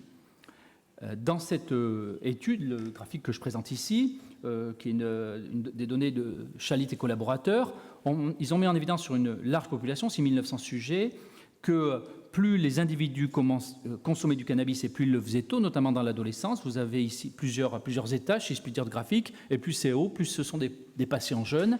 Et plus les patients sont jeunes, plus ils sont consommateurs de cannabis, et plus ils sont à risque de manifestations thymiques de type dépressive. Cette manifestation thymique de type dépressif est évidemment associée assez fréquemment à un risque suicidaire. C'est le risque majeur, évidemment, de la dépression. Et il a été montré que le risque suicidaire était augmenté chez les hommes déprimés consommateurs de cannabis avec un odds ratio de 1,90. Ce risque suicidaire ne serait pas augmenté chez les femmes consommatrices de cannabis qui, elles, présenteraient seulement, si je puis dire, des idéations suicidaires et non des risques de passage à l'acte augmentés. Par ailleurs, la consommation de cannabis sur la qualité de vie a un impact sur la qualité de vie. Un certain nombre de sujets présentant des dépressions auraient une altération de leur qualité de vie, d'autant plus qu'ils seraient consommateurs de cannabis. Encore une fois, on voit que les consommateurs de cannabis déprimés ont une moins bonne qualité de vie. Est-ce que c'est la consommation de cannabis qui altère la qualité de vie, ou est-ce que c'est parce qu'ils ont une qualité de vie altérée qu'ils sont consommateurs de cannabis? Évidemment, il faut être prudent quant au sens qu'on peut donner aux choses. Prudent, c'est justement la question quand on veut aborder la relation avec nos patients. Soit on reste binaire et on évoque de façon tout de go en leur disant écoutez, c'est mauvais pour votre santé, il faut absolument arrêter de consommer. Vous avez d'un côté le bon cerveau et d'un autre côté le mauvais cerveau. Rejoignez le bon cerveau et votre maladie ira mieux. Évidemment, ou sinon, on essaie de comprendre la complexité. Et la complexité, c'est que le cannabis, la plante, elle est faite d'un certain nombre de substances et que le rapport à cette plante est complexe. Et qu'un certain nombre de débats peuvent être menés autour de l'amélioration ou l'exacerbation des troubles psychiques associés à la consommation de cannabis, ce qui me permet de citer un excellent article de ma collègue qui nous fait le plaisir et l'honneur d'être ici aujourd'hui. Et je vous amène à lire cette discussion où notamment il est question de consommation de cannabis et d'un débat sur les effets positifs et négatifs du cannabis, notamment sur les troubles anxieux, le PTSD en particulier, et les troubles psychotiques. Je vais y revenir. Alors donc comprendre la complexité, c'est qu'en France on a l'habitude, on se met dans un lien très causal. Pourtant je vous rappelle que c'est Bergson, c'est quand même un peu un Français, Bergson, qui a enseigné à Clermont-Ferrand au passage d'ailleurs, ça fait un 3e Clermontois pour la journée, c'est pas mal. Bergson nous disait que nous posions trop souvent dans des liens de causalité. Et en France, la causalité c'est cannabis donne psychose, donc pour qu'il n'y ait plus de psychose, plus de cannabis. Donc il n'est pas nécessaire de traiter un état psychotique induit par le cannabis. Il faut quand même sortir de ce schéma qui, à mon avis, est une aberration de la compréhension de ce que sont les pathologies mentales et d'un manque de recul. Donc je pense qu'il faut peut-être envisager que la psychose en retour peut influencer la prise de cannabis, mais on peut aussi imaginer qu'entre cannabis et psychose, eh bien, est-ce qu'il y aurait quelque chose de l'ordre de la vulnérabilité prépsychotique, manifestée par des prodromes, vulnérabilité qui rendrait un enfant, un adolescent, plus favorablement consommateur, en tout cas plus attiré par du cannabis, qui peut-être soulagerait un certain nombre de symptômes et qui a un lien, mais la flèche, elle n'est pas, je ne sais pas où elle est, mais en tout cas, il y a un lien entre cannabis et psychose. Et en retour, évidemment, la psychose favorise, une fois qu'elle est là, la consommation de cannabis avec la prise de substances à visée d'autosoulagement, comme ça a été dit. Alors, il y a des études sur les effets positifs du cannabis sur la santé mentale, les études cliniques. J'ai dit qu'il fallait en faire en France, mais les collègues ne nous ont pas attendus. Alors, si vous regardez sur Trial, c'est le site officiel des études menées dans le monde sur les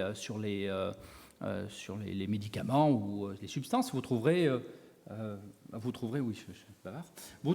un certain nombre de données concernant l'utilisation du cannabis possible, des études pour traiter des pathologies mentales. Donc vous avez le cannabis qui est fait de plein de composés, THC, cannabidiol, vous avez des cannabis de synthèse, vous avez des cannabidiols, vous avez un certain nombre de choses qui peuvent être utilisées. Je vais revenir là-dessus assez rapidement.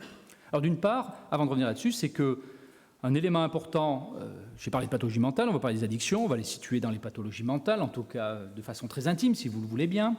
Les effets du cannabis et la crise des opioïdes des USA. Eh bien, ce qu'on a constaté sur une donnée récente, sur une publication de Bradford et des collaborateurs en 2018, ils ont montré que, vous savez, la crise des opioïdes des États-Unis, ils ont recherché, ils ont fait une analyse des consommations de cannabis dans les États qui avaient légalisé ou même qui avaient mis en place du cannabis à visée thérapeutique, et ils ont montré que les ordonnances de prescription pour tous les opioïdes ont diminué de 2,11 millions par dose et jour dans les États ayant institué une loi sur le cannabis médical et même de 3,74 millions dans les États où on avait des dispensaires de cannabis médical. Donc une réduction de la consommation d'opioïdes associée à l'usage ou la prescription de cannabis à visée médicale. En ce qui concerne les addictions, donc on a des données qui montraient, d'une part, les endocannabinoïdes sont évidemment impliqués dans l'acquisition et le maintien des comportements addictifs. Le THC soulage des conditions de sevrage et de substitution. C'est Alan Mutney notamment qui a montré cela. Vous voyez sur ces deux schémas que des patients traités par THC ressentent moins les effets d'un sevrage par dronabidol, par exemple, ressentent moins les effets d'un sevrage et moins les effets du craving à l'arrêt du cannabis. Et on a à ce sujet un certain nombre d'études qui ont été menées.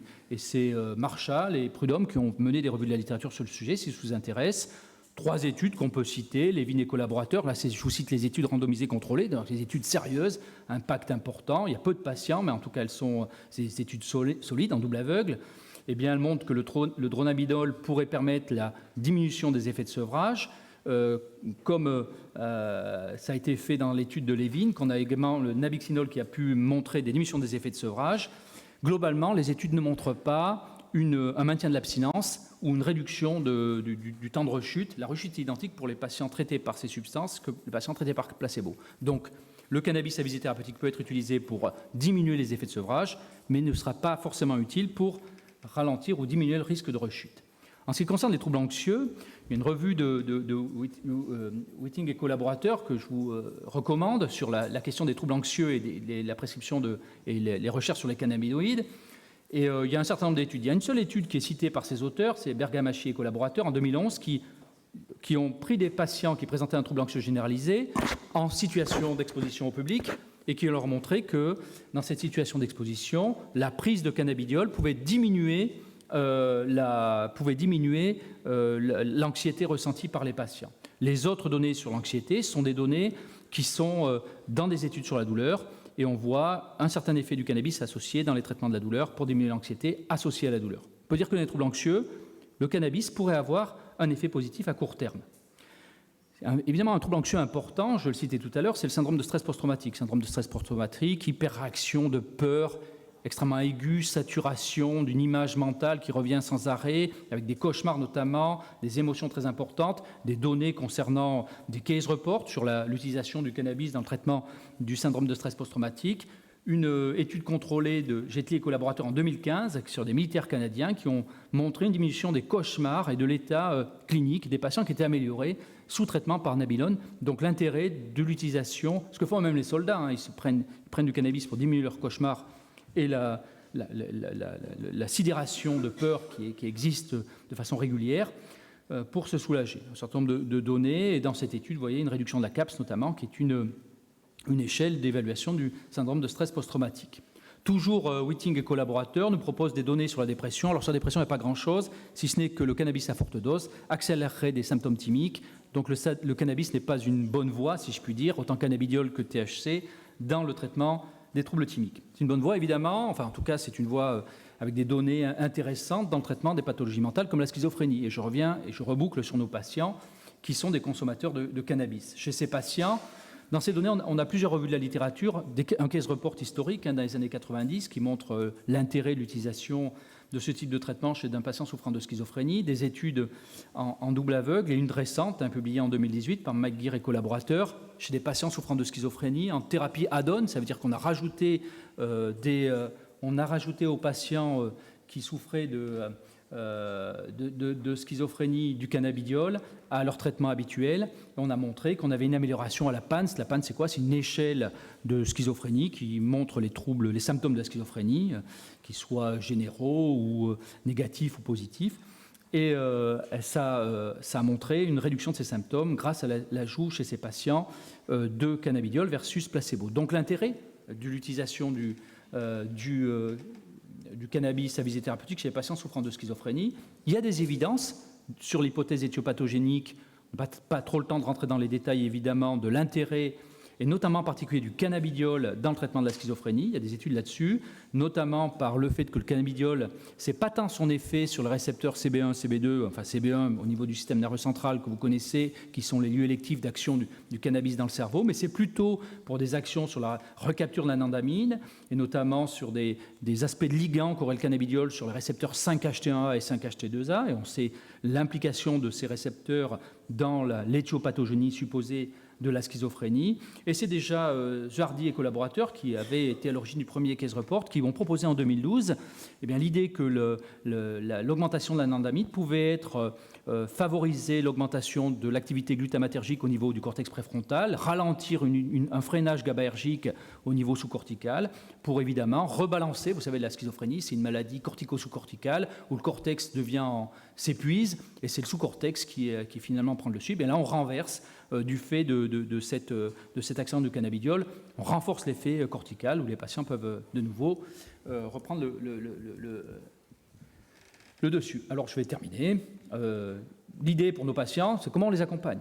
Poursuivre, réduire ou arrêter. Alors, pourquoi changer? Si on fait une petite liste des produits que prennent nos patients, on a souvent un certain nombre d'éléments qui font que les patients vont changer ou pas. Alors, la contrainte légale ou familiale fait que les patients sous héroïne ou cocaïne vont plutôt avoir tendance à changer, sous l'alcool aussi. Sur le cannabis, un petit peu aussi, mais peut-être moins que cocaïne et héroïne. La difficulté d'accès à la substance fait que les patients peuvent changer plus facilement et peuvent réduire ou arrêter, ce qui n'est pas évidemment tout à fait le cas dans le cas du cannabis. La difficulté avec certains symptômes, l'effet parano, les symptômes de sevrage qui sont particulièrement marqués, notamment avec les opiacés ou avec la cocaïne, la descente de cocaïne, sont des symptômes qui vont peut-être amener le patient à se dire à un moment donné, il faut que je change parce que c'est trop difficile. Et le cannabis, c'est moins vrai, c'est tellement présent, ils en prennent, et l'effet de sevrage, il est quand ils décident d'arrêter, justement. Et donc là, ils sont un peu présents, mais moins présents qu'avec les autres substances. Et puis la motivation au changement, et on sait bien que dans le cannabis, je n'ai pas présenté ici, on a un certain nombre d'études qui montrent qu'il y a un ralentissement des aspects motivationnels sous prise de cannabis. De ce fait-là, effectivement, nos patients, souffrant de schizophrénie notamment, auront plus de mal peut-être à changer et arrêter. Mais faut-il qu'ils changent? Je ne sais pas, puisque évidemment il y a un apport, un autosoulagement de ces substances, et peut-être il faudrait arriver à avoir un bon apport, une bonne dose de cannabidiol versus THC pour ces patients. Et pour conclure, pour terminer, il y a des recommandations qu'on peut faire. Évidemment, la recommandation, c'est amener nos patients dans une logique de réduction de risque à peut-être moins consommer, ne pas consommer quand sur des populations qui présentent des prodromes de pathologie mentale, les aider à réduire leur consommation en les accompagnant, et que des patients avec des pathologies mentales débutantes sont des patients plus à risque, évidemment, à développer une addiction et plus à risque à développer un pronostic péjoratif de leur pathologie. Et pour ça, eh bien, évidemment, il faut mettre en place des soins intégrés et surtout coordonnés. Je vous remercie.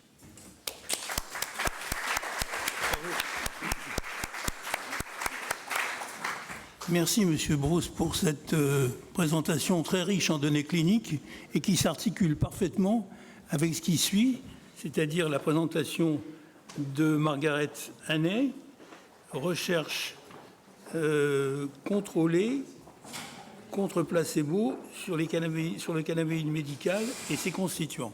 Donc c'est une parfaite articulation.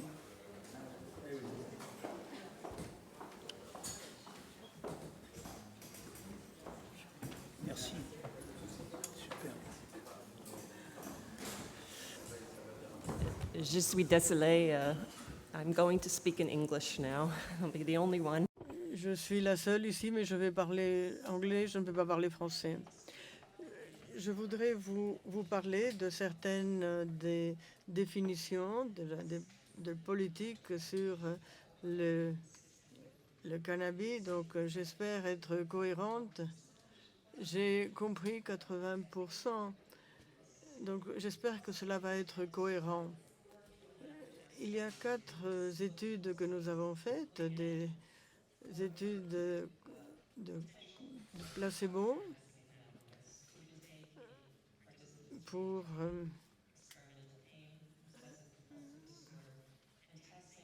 donc la douleur expérientielle, le trouble compulsif obsessif et la neuropathie. Donc c'est une plante qui est complexe. Elle a donc des terpènes et des flavonoïdes qui n'ont pas d'effet, mais on peut qu'ils peuvent influencer les cannabinoïdes. Delta 9 tétrahydrocannabinol est responsable de la plupart des intoxications par cannabis. Il y a beaucoup d'effets médicaux. Ce n'est pas une intoxication, donc c'est plutôt dans le cannabis récréationnel. Donc ce sont il y a du THC donc, qui est synthétique. On l'utilise pour l'anorexie, pour les nausées, donc avec les vomissements, avec la chimiothérapie et avec le sida. Et il y a aussi l'extrait de la plante du cannabis. Je voudrais remercier les personnes, ce que sont les endocannabinoïdes, parce que les endocannabinoïdes sont une approche très intéressante que l'on peut utiliser pour l'usage médical. Maintenant, nous pensons à 2AG. On bloque leur dégradation. Et il y a aussi des effets potentiels. Si vous bloquez ces enzymes, vous pouvez donc augmenter les niveaux d'endocannabinoïdes dans le cerveau. Il y a un article de Suède qui dit qu'on peut aussi réduire donc la crainte, la peur. Donc cela est très intéressant. Donc il y a aussi l'inhibition de la FA, donc réduit aussi les signes de sevrage cannabinoïde dans les êtres humains. Les États-Unis donc a une approche tout à fait folle la Californie était le premier État qui a légalisé le cannabis. Et dans tout le pays, c'est illégal, mais l'État de Californie est un peu rebelle. Ils ont légalisé le cannabis médical. Et voilà où nous en sommes en 2019. Maintenant, il y a beaucoup d'États qui ont légalisé donc, le cannabis récréationnel, d'autres médical, mais cela varie entre les États. Et tous ces changements n'ont aucune contribution scientifique. Il y a eu un vacuum scientifique. Donc, nous savons ce que nous travaillons, nous savons quelle est la disponibilité et nous savons quelles sont les doses lorsque nous cherchons une médication. Et c'est une histoire complexe parce qu'il y a différents ratios, donc DHC et de CBD, et cela n'est pas très bien contrôlé. Donc pour faire les études, nous devons prouver pourquoi ils peuvent être utiles. Nous avons besoin de savoir la composition, mais ces études sont presque impossibles à faire. La légalisation du cannabis n'étant pas les études. J'ai étudié le cannabis pendant 10 ans et mon travail n'a pas été plus facile. Daniel Piomeli vit en Californie. Il dit les adultes maintenant peuvent posséder 28,5 grammes de cannabis. Cela veut dire que tout le monde en Californie peut utiliser le cannabis, sauf les scientifiques qui veulent l'étudier sans le fumer. Donc on ne peut pas l'acheter pour l'étudier. Le seul endroit, la seule source pour les scientifiques, c'est dans l'État du Mississippi. Donc c'est la seule source pour les chercheurs. Aux États-Unis, c'est cette classification. Donc, il y a beaucoup de possibilités d'addiction, mais fédéralement, on considère que c'est un médicament qui est dangereux. Donc, on peut avoir simplement le cannabis de cette source et c'est très compliqué. Je dois l'avoir dans une pièce fermée, donc je dois prendre ce qui reste dans la cigarette dans cet endroit. C'est stocké comme si c'était de l'héroïne.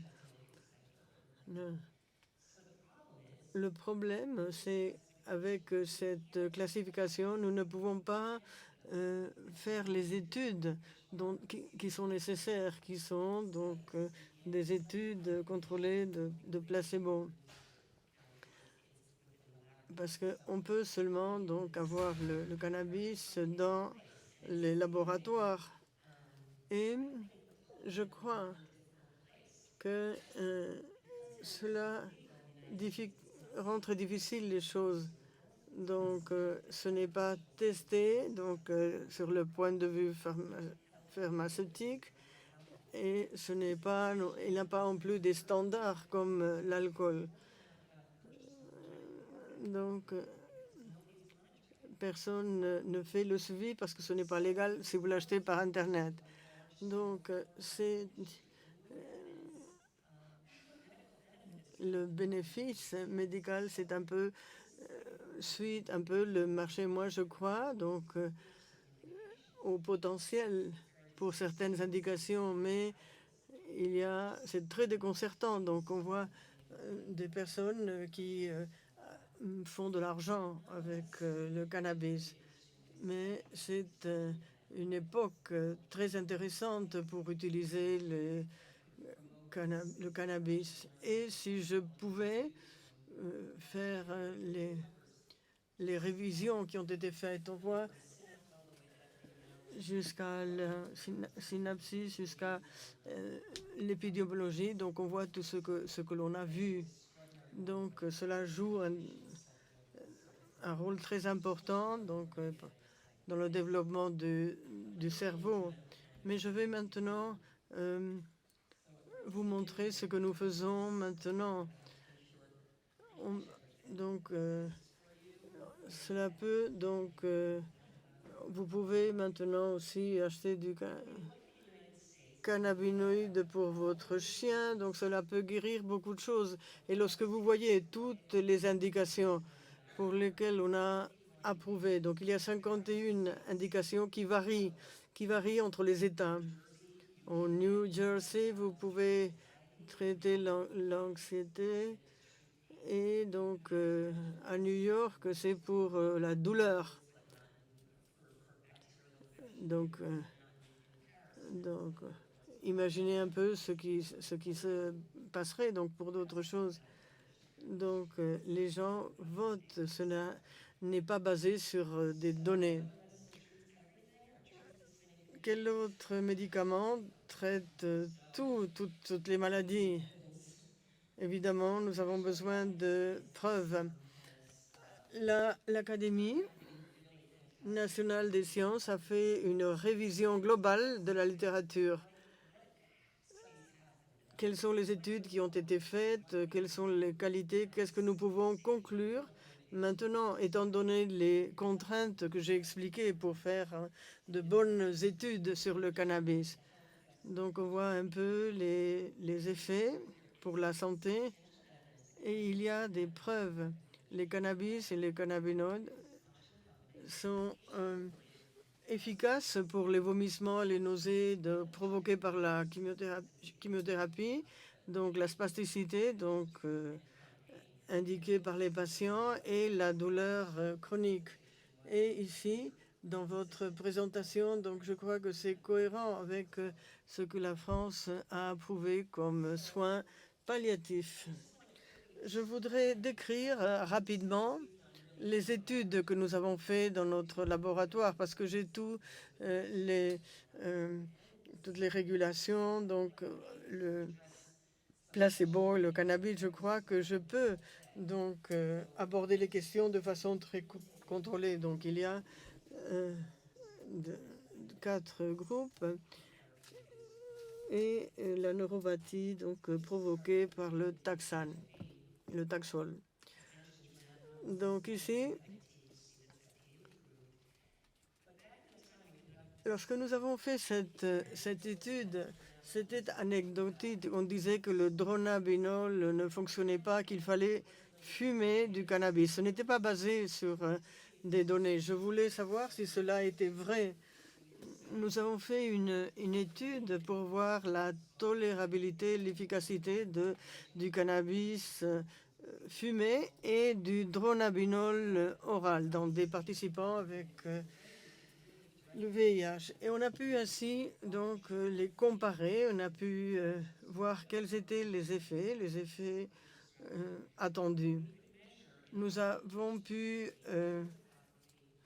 la topographie donc de l'alimentation, le poids corporel, l'humeur, les mesures de la maltraitance, le sommeil, la performance cognitive, le taux cardiaque, le rythme cardiaque et la pression sanguine.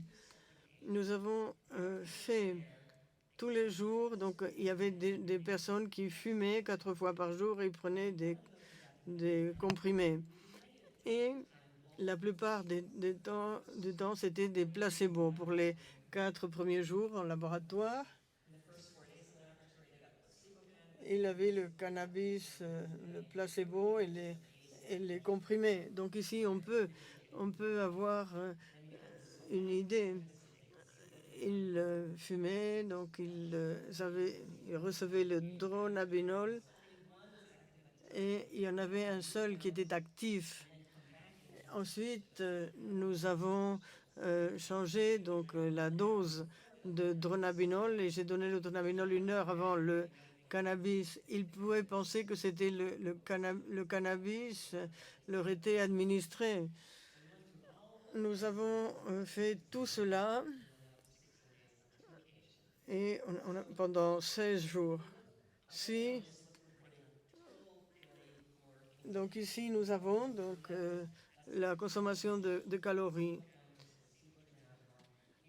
Et vous voyez, donc, ils consommaient donc 2000 calories. Ici, nous avons deux doses différentes. On voit donc cette consommation qui a augmenté. Et ensuite, c'est quand le cannabis était actif. Donc, le dronabinol dépend beaucoup de la dose ainsi que le cannabis.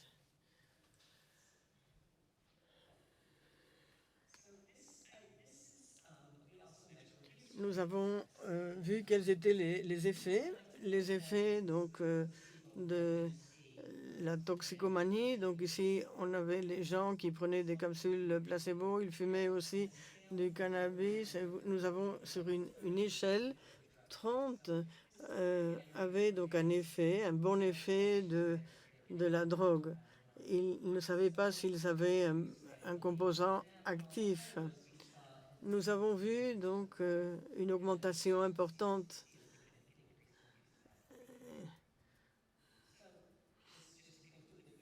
Donc ici, la consommation d'aliments et le VIH.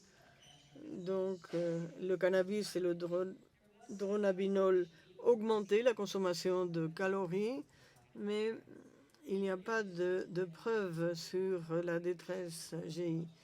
On peut voir quels sont les effets pharmacologiques. Les gens fument et il y a un bon effet placebo. Et nous avons besoin de davantage d'études de contrôle. Ensuite, on a fait une étude avec Ziva Cooper parce que la douleur est l'une des premières raisons pour lesquelles les gens cherchent le cannabis. Donc, on a fait ce contrôle double aveugle et la durée des effets analgésiques du cannabis fumé et du dronabinol, donc chez les hommes et les femmes qui fumaient du cannabis.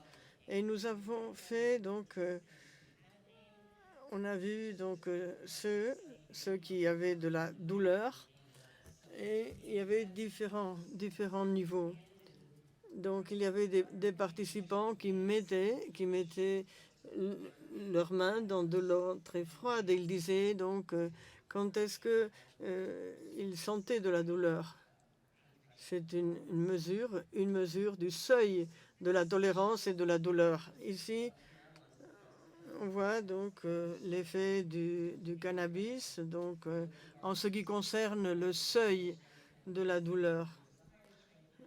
Ici, nous avons le niveau le plus faible envers le plus élevé. Et avec le dronabinol, donc c'est exactement la même chose, mais cela prend davantage de temps à se manifester.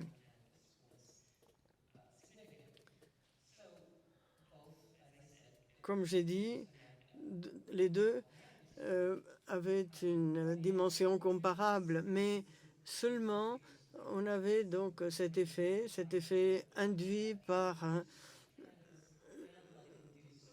la consommation. Mais cela n'a rien à voir. Donc, fumer permet d'avoir davantage d'euphorie. Et on s'est demandé est-ce que le cannabis produit donc des effets analgésiques qui ont à voir avec la toxicomanie dans ce modèle de laboratoire. Et que fait le cannabis en combinaison avec les opioïdes? Chaque jour, ils viennent et ils consomment du placebo ou du cannabis. Donc, ils ont expérimenté toutes ces conditions. 2,5, c'est thérapeutique. Avec 5, on voit quelque chose, mais nous voulions savoir donc qu'est-ce qu'on pouvait faire avec les doses en combinaison.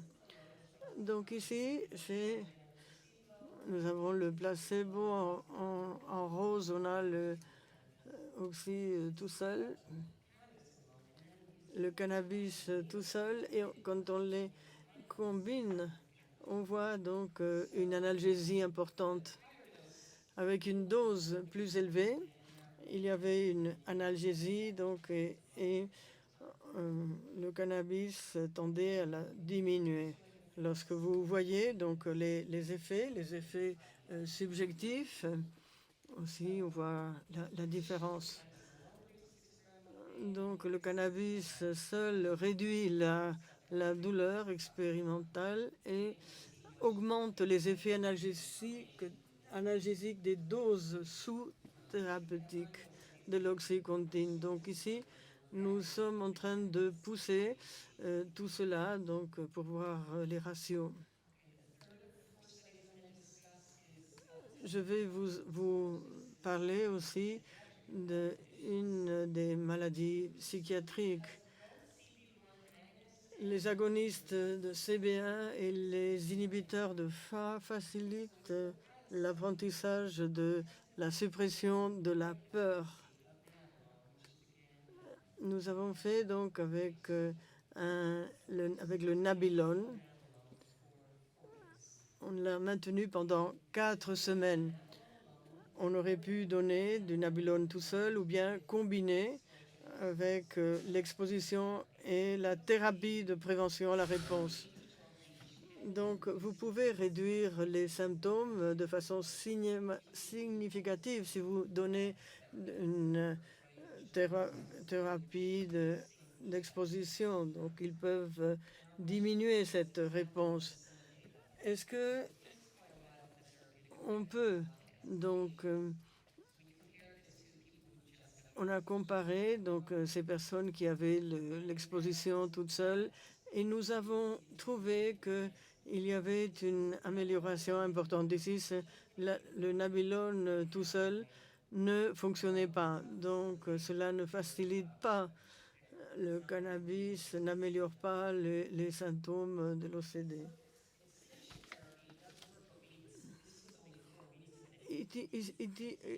Normalement, cela fonctionne au bout de 8 semaines. Mais vous voyez donc un effet maximum. Ici, lorsque vous donnez donc cette thérapie d'exposition, ici, on peut l'accélérer donc en 4 semaines.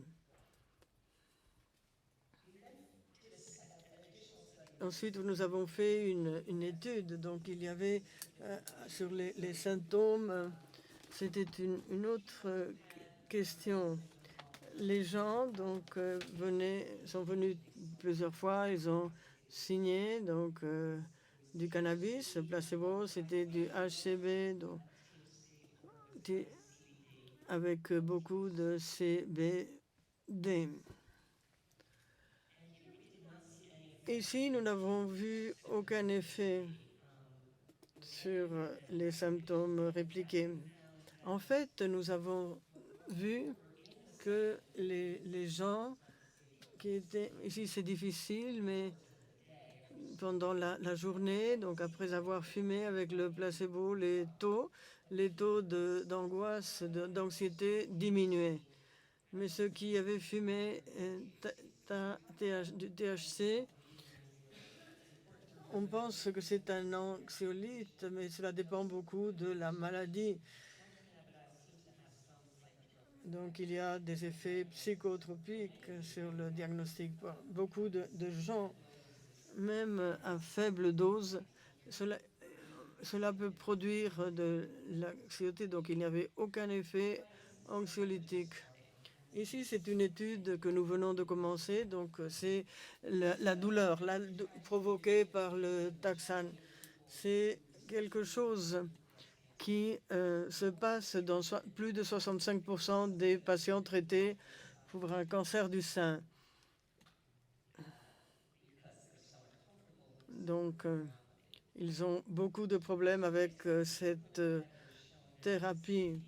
Et le CBD, le THC ou la combinaison peuvent empêcher donc la douleur périphérique. Si vous leur donnez aussi la neuropathie ne se développe pas. Mais parce que les personnes qui n'étaient pas traitées, on leur donnait du CBD ou des HD, la pathologie était considérablement réduite. Nous avons fait beaucoup de travail. Nous avons dessiné,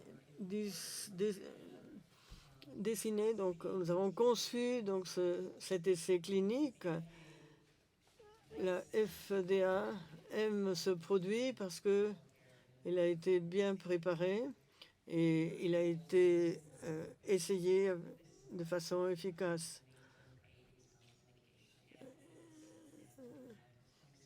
Donc, je crois que ce sera l'une des premières études de contrôle. Bon, il fait chaud et il est tard. Donc, je vais essayer de finir. Donc, il y a beaucoup de potentiel pour le cannabis médical. Nous l'avons vu pour la consommation d'aliments. Mais nous sommes encore au début de l'usage thérapeutique du cannabis et des cannabinoïdes. Le placebo, donc inhaler une substance psychoactive pour guérir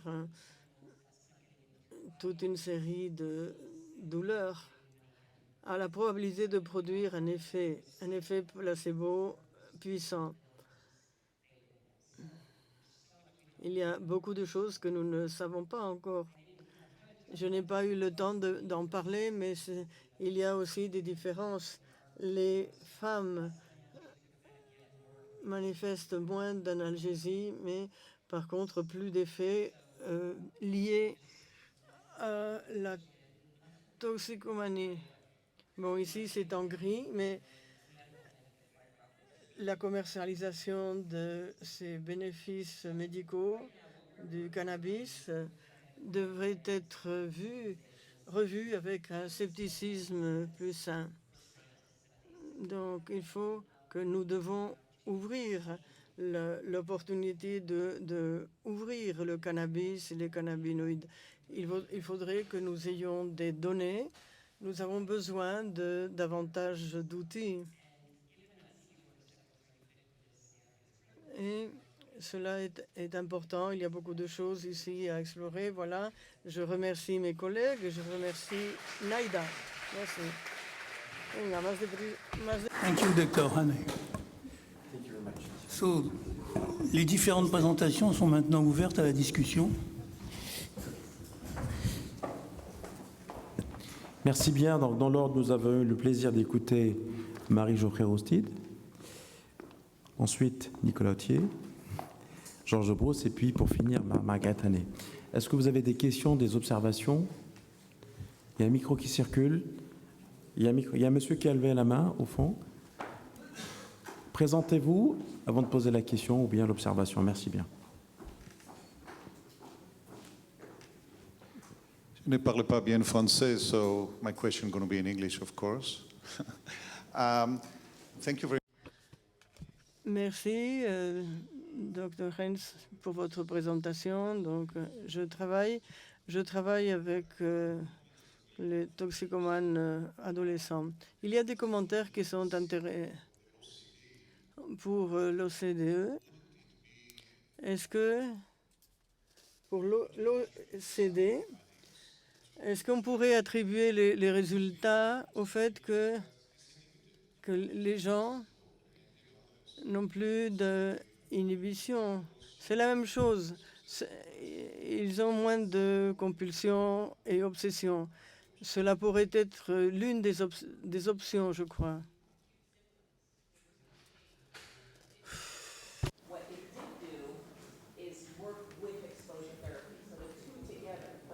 S'il vous plaît, micro. Très bien. Je suis contente de l'entendre parce que quand je reviendrai chez moi et je travaille avec des adolescents, ils disent que cela fonctionne pour le trouble compulsif obsessif. Est-ce que je ne suis pas spécialiste de la douleur? La question, c'est comment est-ce qu'on gère la douleur chronique et toutes ces douleurs. Je pense que vous l'avez mentionné. Je ne sais pas si vous avez des données lorsque vous avez comparé le cannabis au dopropinol. Parfois, il est plus important d'étudier quelle est la durée de son effet. Lorsque je vais voir mon médecin, je dis oui, j'ai un glaucome et je vais commencer à fumer de l'herbe. Donc vous aurez besoin d'un traitement sur le long terme. Micro, s'il vous plaît, on ne peut pas répondre, on ne peut pas traduire, pardon, la réponse.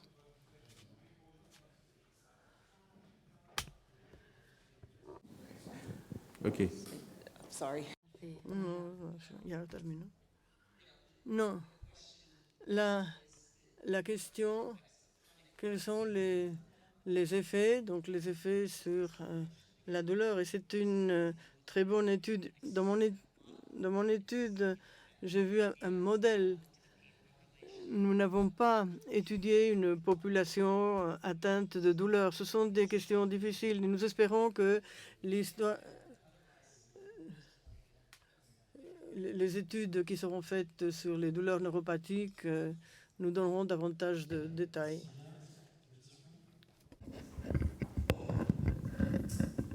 Thank you. On a related. Il y a beaucoup de bruit, donc se relever les niveaux de THC, donc pour avoir ces concentrations constantes. Est-ce que vous avez une période où vous pourriez maintenir ces niveaux, ces taux plasmatiques? Et la deuxième question.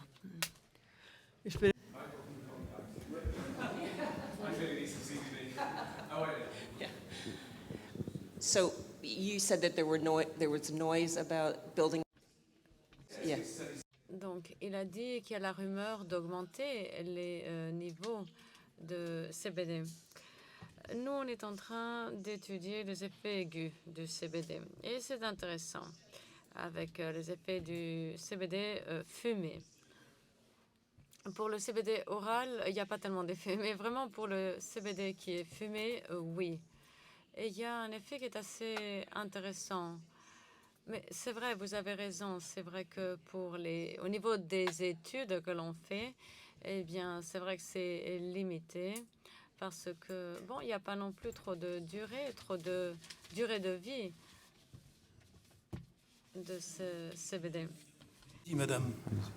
Allez-y d'abord. Il y a le monsieur. Je suis psychiatre praticien hospitalier à Lyon et président du GREC, qui est une association donc, qui milite pour qu'on puisse diffuser les dimensions, enfin les essais cliniques sur le cannabis, et particulièrement en psychiatrie. Donc ma question s'adresse essentiellement à mes trois confrères, Amine Beniamina, Georges Brousse et Nicolas Autier. Est-ce que tous les trois, vous êtes praticiens hospitaliers, vous êtes professeurs? Est-ce que vous avez une stratégie pour obtenir de notre gouvernement la possibilité de faire des essais cliniques en psychiatrie? J'étais particulièrement intéressé et touché, enfin en tant que confrère, par les propos de Georges Brousse, qui nous dit effectivement, nos patients psychiatriques sont toujours la dernière roue du carrosse.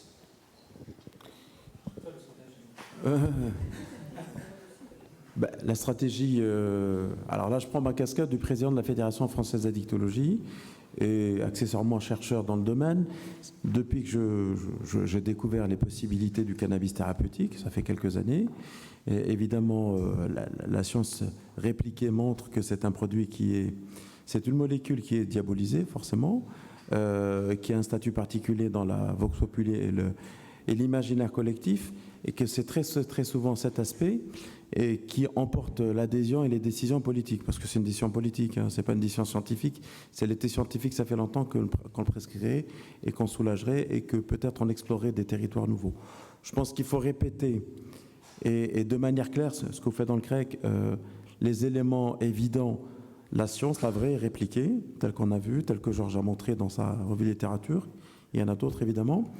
Et faire du lobbying, ce n'est pas un gros mot quand il s'agit du lobbying vertueux. Faire du lobbying auprès des pouvoirs politiques, des pouvoirs publics, et demander des RTU, le plus qu'on... évidemment, on en demande 10 fois, on est refusé 9 fois. Pas plus tard que il y a 2 semaines, on a demandé pour un patient qui a un état dépressif gravissime, sévère, mélancolique, et ne répond qu'au cannabis. Et d'ailleurs, j'ai envoyé à mon collègue en face l'analyse de l'échantillon pour voir quel type de cannabis il consomme. Il n'y a pas 50 possibilités. Et puis, je pense, et là, je le dis parce que Michel Reynaud est dans la salle, il faut faire monter, il faut aider les patients et les patients à s'exprimer. Je pense que c'est extrêmement important. On est dans un pays démocrate, il faut faire pencher la balance par le nombre et par la prise de position. Il n'y a pas 50 possibilités. Hein. C'est un rapport de force vertueux qu'il faut établir. C'est mon sentiment. Ma remarque générale sur cette conférence, c'est que ça ouvre des perspectives pour l'industrie pharmaceutique qui sont sans commune mesure. Évidemment. Hein, ça va être un job fantastique pour l'industrie pharmaceutique, il ne faut pas se faire d'illusions. C'est eux qui vont faire marcher la pompe à fric, comme on dit. Et donc, il faut s'attendre à ce qu'il y ait effectivement beaucoup de cannabinoïdes de synthèse qui vont être mis sur le marché. Par conséquent, la pression sur les pouvoirs publics va devenir considérable, c'est évident. Et donc, il faudra bien qu'ils prennent en compte ce problème. Ça n'a rien à voir avec le cannabis. Bien sûr. Avec les garde-fous nécessaires dans ce cas-là. Mado, peut-être ? Présente-toi. Oui, donc je suis Mado Gilanton, je suis présidente de l'association apaisée, la syringomyélie et le chiari. J'étais avec bonheur vu que la syringomyélie a été citée dans les pathologies soulagées par le cannabis selon certaines des publications américaines. Donc ce sont 2 maladies particulièrement douloureuses et on a été on a fait beaucoup de lobbying depuis 5 ans pour que le cannabis thérapeutique, à visée thérapeutique, soit au moins étudié en France. Dans la douleur, je vous console, on n'a pas beaucoup plus dans la douleur que dans la psychiatrie en ce qui concerne les recherches.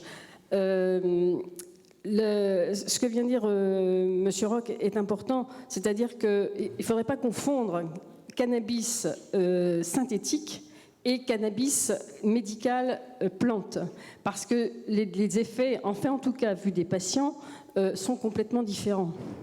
Autant on a eu en ATU le dronabinol, en France on en a ATU depuis au moins plus de 12 ans, il y a eu 300 cas de mis, sans grand succès pour la plupart des patients, et ces patients-là, en passant sur la plante, ont des résultats. Alors, est-ce que c'est un effet placebo? Je ne sais pas. Moi, j'ai arrêté 600 mg de Lyrica, 600 mg de Tramadol, 50 mg de Laroxyl avec du cannabis. Alors, c'est peut-être un effet placebo, je veux bien croire, mais malheureusement, les effets sont là. Donc, ce qui compte, c'est que ça marche. Et c'est vrai qu'il va y avoir une ouverture sur les indications de l'industrie pharmaceutique. On le voit bien depuis l'été, le dronabinol a eu 5 ou 6 articles. Oui. On n'entendait pas parler depuis 15 ans. Et puis tout d'un coup, il revient. Donc effectivement, il y a de l'argent à faire. Et du coup, le laboratoire qui fait le dronabinol, je ne sais même plus qui c'est, recommunique. Mais ça n'est pas ça que les patients veulent. Les patients, ce qu'ils veulent, c'est des études sur des produits avec des titrations, ce qui a été prévu dans l'expérimentation, et avec des ratios différents. Parce que de quoi on parle quand on parle de cannabis? Est-ce qu'on parle de CBD? Est-ce qu'on parle de THC? Est-ce qu'on parle de CBD et de THC? Est-ce qu'on parle de pleine fleur? Est-ce qu'on parle d'isola? C'est tout ça la question. Et tout ça, c'est aussi différent que de comparer un antihypertenseur à un autre. Je veux dire, il y a tout un panel. Et effectivement, peut-être que les cannabis qui devront être explorés en psychiatrie ne seront peut-être pas les mêmes que ceux qui sont explorés dans la douleur ou dans la spasticité. D'ailleurs, nous, on s'en rend bien compte. Quand les forts dosages de THC, CBD, alors je suis complètement d'accord avec M. Autier quand il dit qu'il y a un marché bien-être sur le CBD où il n'y a rien, c'est de l'huile d'olive avec 3 gouttes de flavonoïdes qui donnent une odeur, et ça crée du tort au cannabis parce qu'on dit c'est de la poudre de parlimpinpin. Donc, mais il y a un marché, voilà. Merci bien.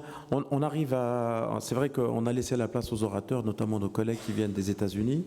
On arrive à 19h, peut-être un mot de conclure pour dire simplement qu'il y a 10-15 ans, lorsqu'on parlait de cannabis, on ne parlait que de la psychose cannabique. On voit qu'il y a une évolution parmi les cliniciens, auprès de la population. On voit, la plupart des sondages montrent clairement un effet qui n'est pas un effet repoussoir. Comme toujours, les Français sont en avance sur les pouvoirs politiques. Hein. C'est toujours comme ça, parce que il ne faut pas se tromper. La décision sera politique. Ce n'est pas l'ANSM, ce n'est pas la HAS, c'est la ministre, c'est le Premier ministre, c'est le Président de la République. C'est ça. C'est rien d'autre. Hein. C'est comme pour l'alcool. Ça sera probablement ce type de décision. Eh ben, ils vont tâter l'audimat, et je pense que l'audimat est plutôt positif. Et il faut, en revanche, maintenir un cadre rigoureux, à la fois pour les études et surtout ne pas rentrer dans les écueils de l'industrie pharmaceutique, il en existe, pour les médicaments, et ne pas rentrer aussi dans ce que fait un produit que l'on connaît au niveau des décisions politiques, comme l'alcool. Donc moi, je reste très vigilant vis-à-vis de l'effet extraordinairement pompe-Afrique du cannabis aussi. Il faut être très vigilant. Voilà, ben écoutez, j'ai pris la parole de manière autoritaire. On va l'arrêter tout de suite. Merci bien. Merci à tous.